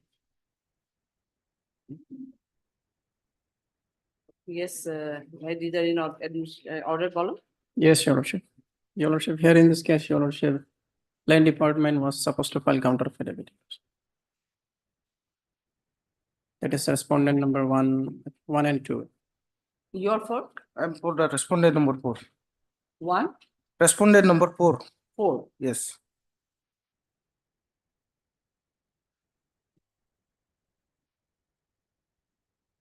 So land management was supposed to file the counter affidavit. Yes, Your Lordship. They are the respondent number, which respondent? 1 and 2. 1 and 3.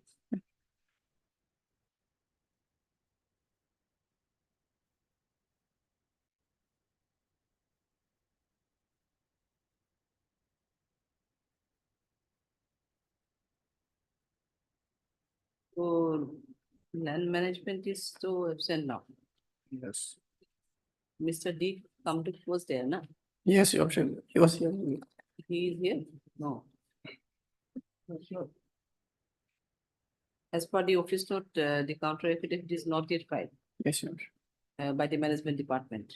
No, you are for respondent number 4. Yes. You have already filed. Yes. You are Mr. E. Menjo, Your Lordship. E. Menjo. Heard Mr. E. Menjo. Lipilova.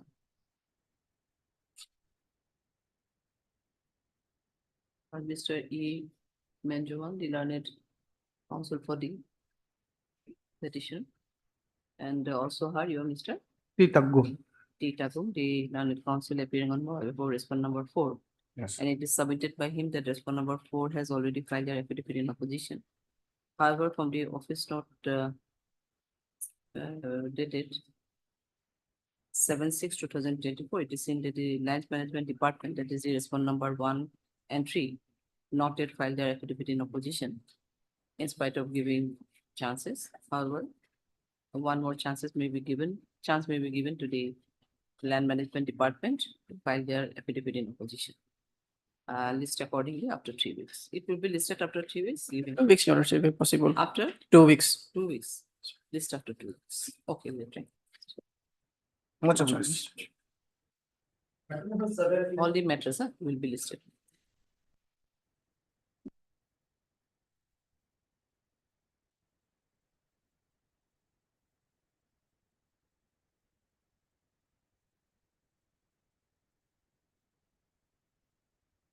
It was fixed for someone's personal appearance. Yes, my lord. Yes. My lord, today we have, I am for the respondent number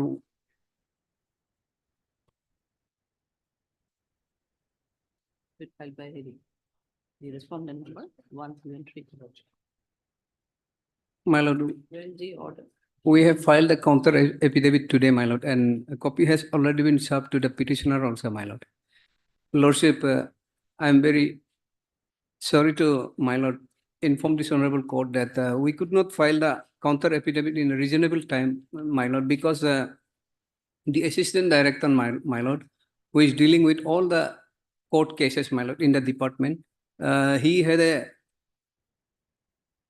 stroke, my lord, in the month of April, yes, and he's still under medical supervision. Man. He could not even join the office, my lord, agent today. But in spite of that, my lord, through the deputy director, we have filed a counter affidavit today, my lord. So, since there was no inordinate delay or laches on the part of the respondent number 1, 2, 3, my lord, I plead this honorable court to dispense with the personal appearance, my lord, kindly. And we have already served a copy also, my lord. I don't have a problem, my lord.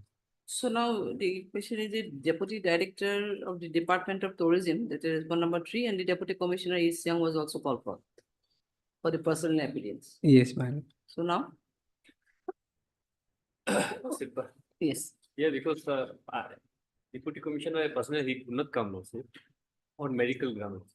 But the district tourism officer has come on his and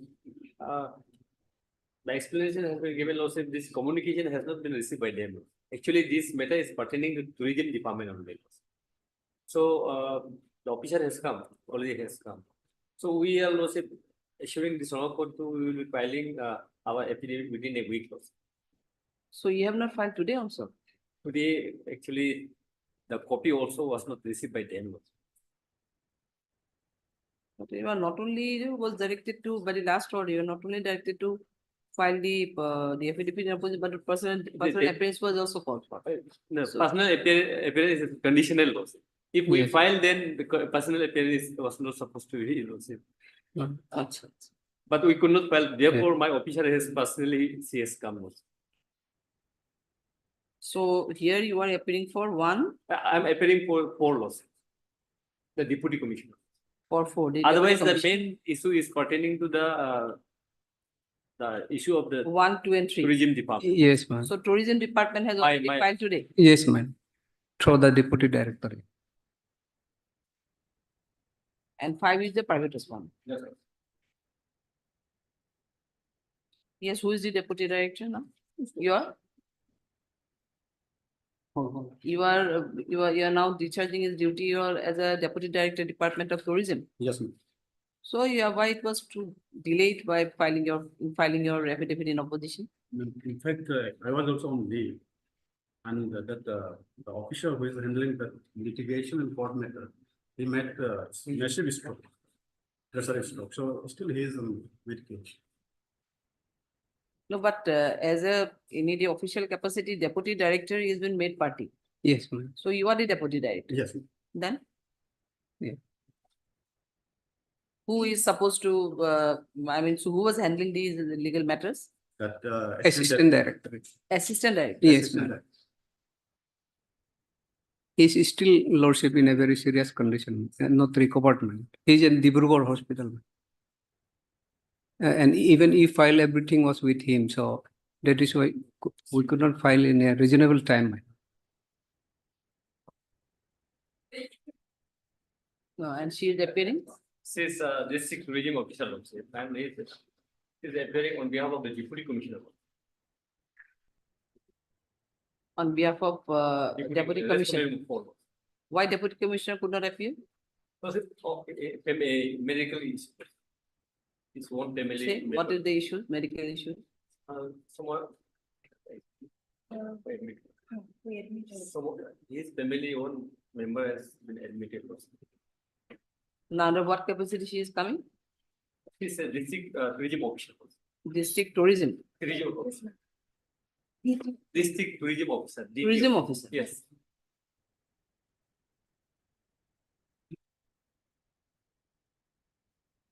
Otherwise, this matter. So otherwise also you have not filed, you could not file. Yes, I will.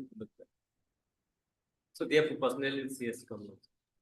And we are assuring also within a week also will be filed. Is anything to say? I don't have a problem. You don't? I don't have a problem. Let him file the affidavit of opposition within a week. You don't have any Yeah, objection? I don't have objection.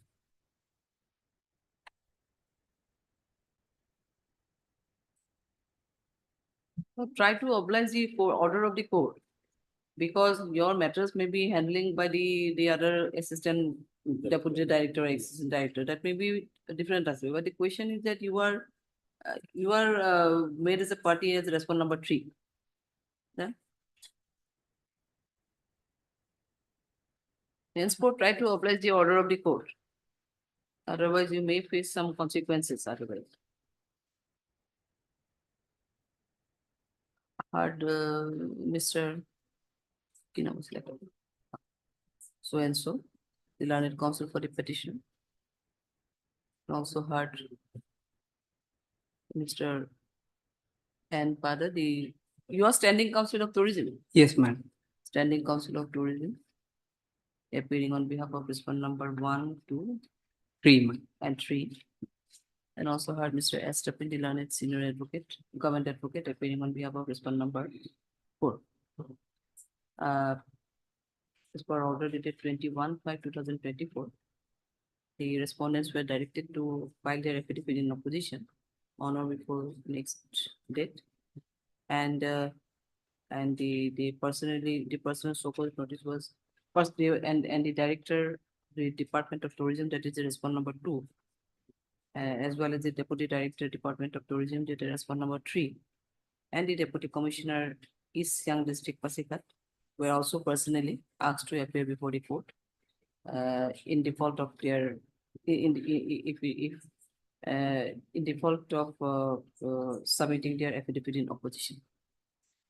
However, it is submitted by Mr. N. Pada, the learned standing counsel for the tourism. You have already filed today. Yes, ma'am. That they have already filed their affidavit in opposition on behalf of respondent number 1, 2, and 3. And further, it is and the respondent number 3, the deputy director, is also appeared personally before the court and submitted that the affidavit in opposition could not be filed within as per direction of the court, as the person concerned, that is the assistant director. Yes. He is assistant director or what director? Deputy Who was director. handling the matters? Assistant director. Assistant director who was handling the matter could not prepare the affidavit in opposition or could not give the proper instructions to the standing counsel, as he had a heart stroke or pressure stroke. Pressure stroke, and he is still hospitalized. Next, but in the same context, Mr. S. Tapin, the learned senior government advocate, has submitted that now your explanation of why you could not file the affidavit in opposition? The communication they have not received.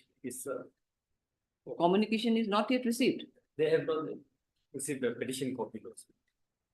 Submitted that the respondent number 4, the deputy commissioner, did not receive the communication of the petition, and for which they could not be in he is not in a position to give the instructions to the learned senior advocate, government advocate, to file their affidavit in opposition.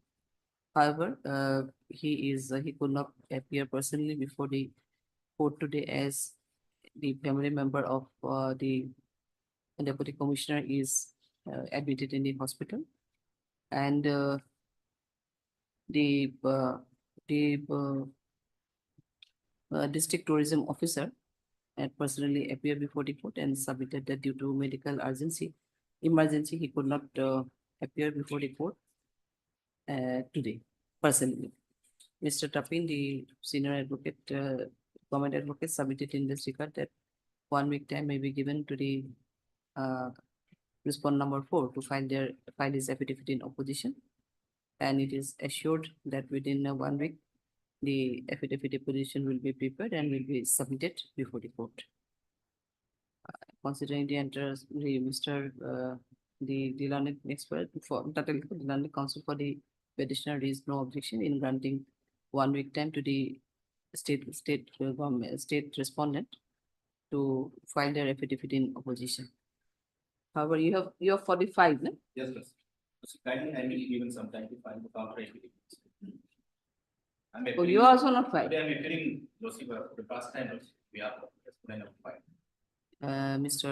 So-and-so, the learned advocate appearing on behalf of the respondent number 5 also prayed 1 week time to file their affidavit in opposition, stating that he has been newly engaged in this case, and the affidavit opposition will be filed on or before the next date of listing.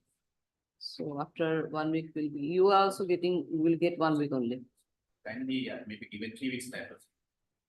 No, it will be 1 week, it will be listed on 1 week only, after 1 week. After 1 week, any 10, 12 days time. Maybe. After 10 days. On 25th,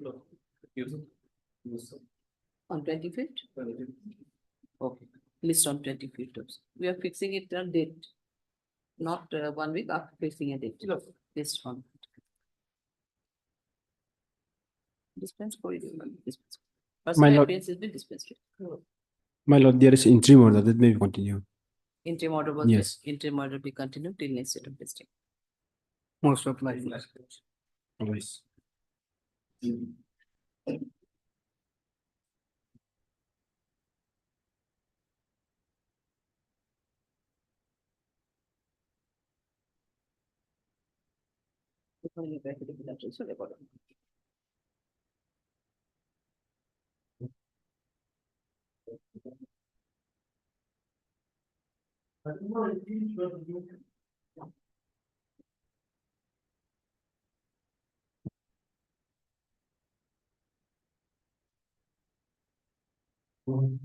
These are all connected matters.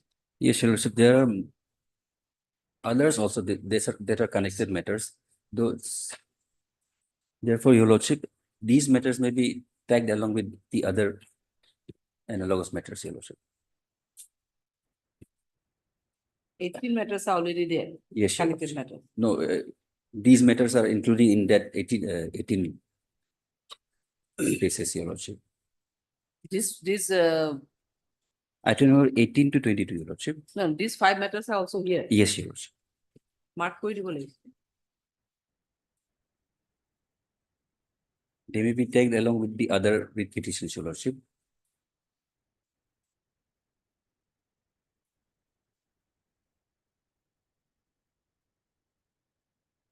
আমি mark koi nahi ki. I know mark koi thi. আমি ঠিক করি।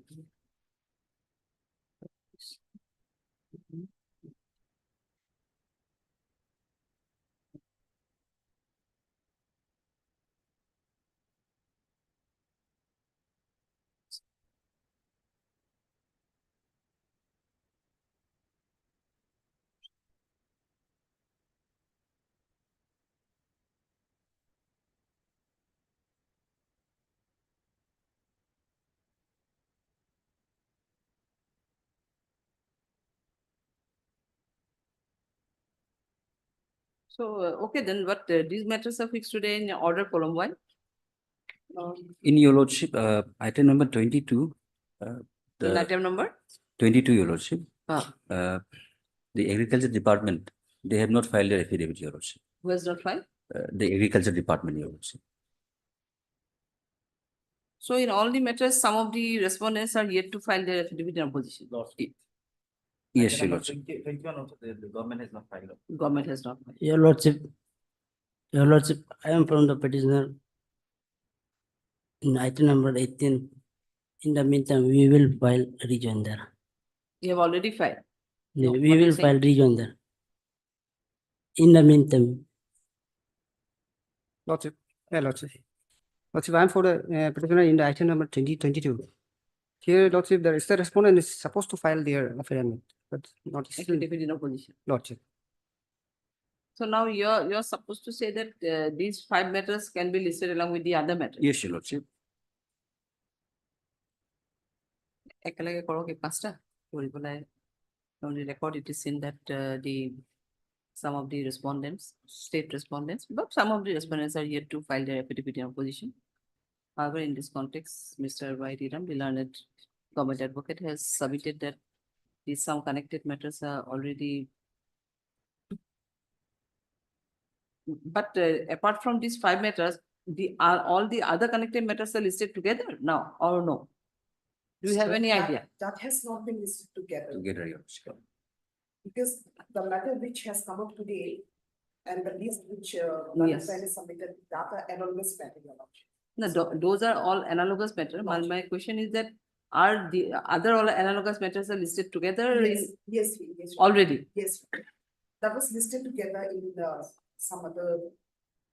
No, whatever, some other or whatever, but the question is that other one, two, you have given a list of 18 matters. Yes, Your Out Lordship. of that 5 are here with us today. Yes, Your Lordship.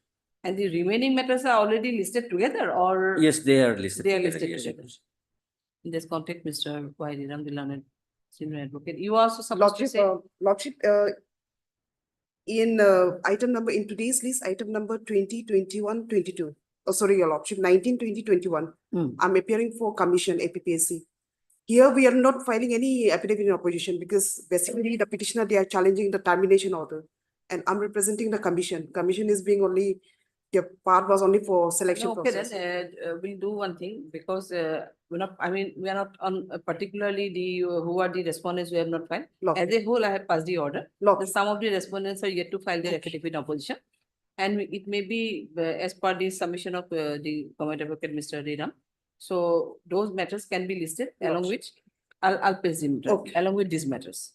So it will be listed together. If these all are analogous. But the question is that we'll pass the orders at honor before the next date of listing. Affidavit opposition, affidavit in opposition will be filed by the respondents, if any. If you do not want to file any, then it's okay. Otherwise, who wants to file, I mean, they can file. Yes, They Your can file the affidavit. So all matter will be listed together. Yes. After 2 weeks, 3 weeks, any particular thing issues after 3 weeks, Your Lordship. After 3 weeks. After 3 weeks. Your After 3 weeks, all will be listed together. After 3 weeks. Obliged. Oh, that just a second. Other matters, do you have any idea that other matters of any fixed on any particular day or date fixed was given? No, Do you Your have any Lordship. idea? I'm sorry, Your Lordship. So, it has to be looked by the registry only. It will be looked after by the registry. Obliged. Take on list.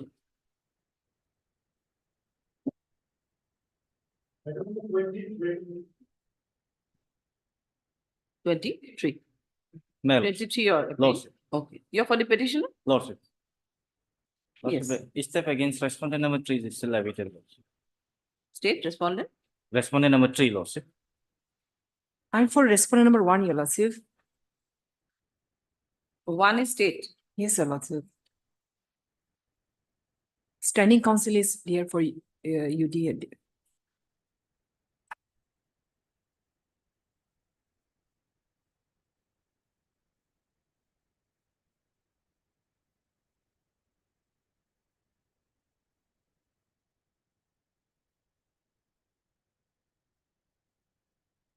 But you are not appealing for the department. Oh, it is a standing council. Yes, Your Lord, standing counsel is there. So it will be of standing council of housing. Yes. Housing. Yeah, housing, Your Lordship.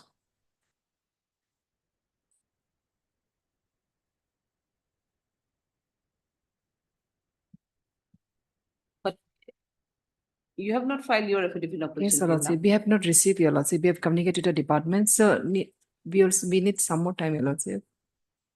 At least 3 week time may be given, Your Lordship. Heard Mr. and Topani. K. Lawling. You are Mr. K. Lawling, K. Lawling, Lordship. K. Lawling. Heard Mr. K. Lawling, Lanet. Also for the petition, also heard MS G80 Lanet government advocate. Appearing on behalf of respondent number 1. And this she submitted that 1 week or 2 weeks time needed. 3 weeks, Your Lordship. 3 weeks time may be needed to file their affidavit in opposition, as they have not, she has not received the instructions from the authority concerned.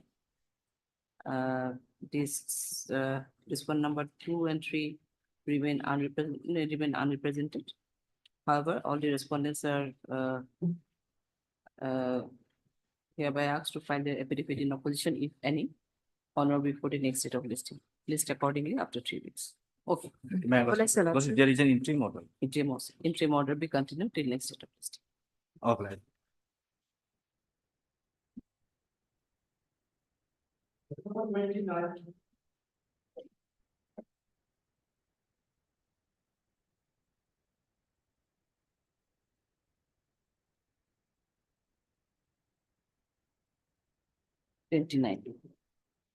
May your lordship, the main counsel for the petitioner, Mr. G Tarang is in the session court right now. So lordship, I humbly pray this honorable court that this matter may be listed for tomorrow, your lordship.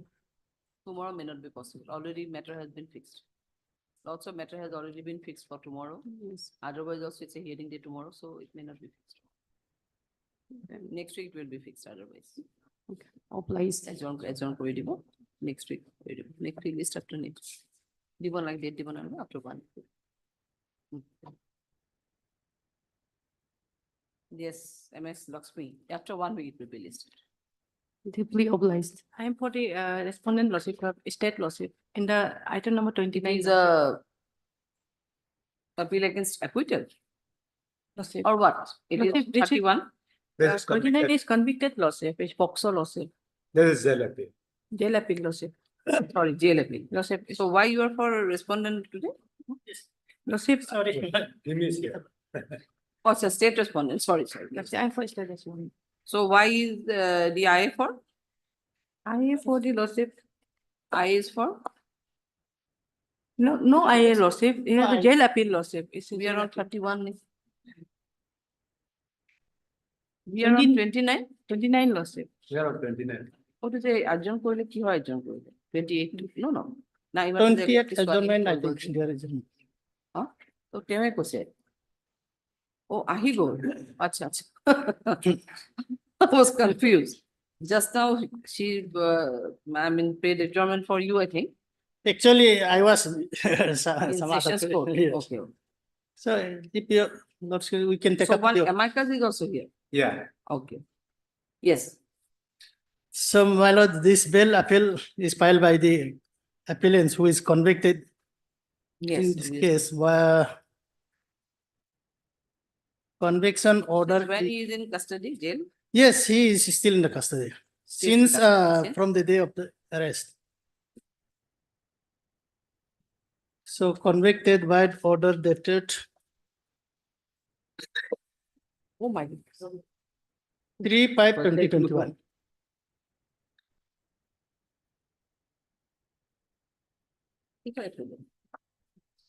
It is said.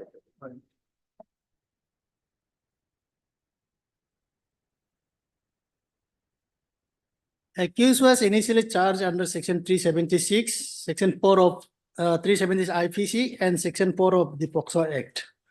So subsequently, he was convicted under 376.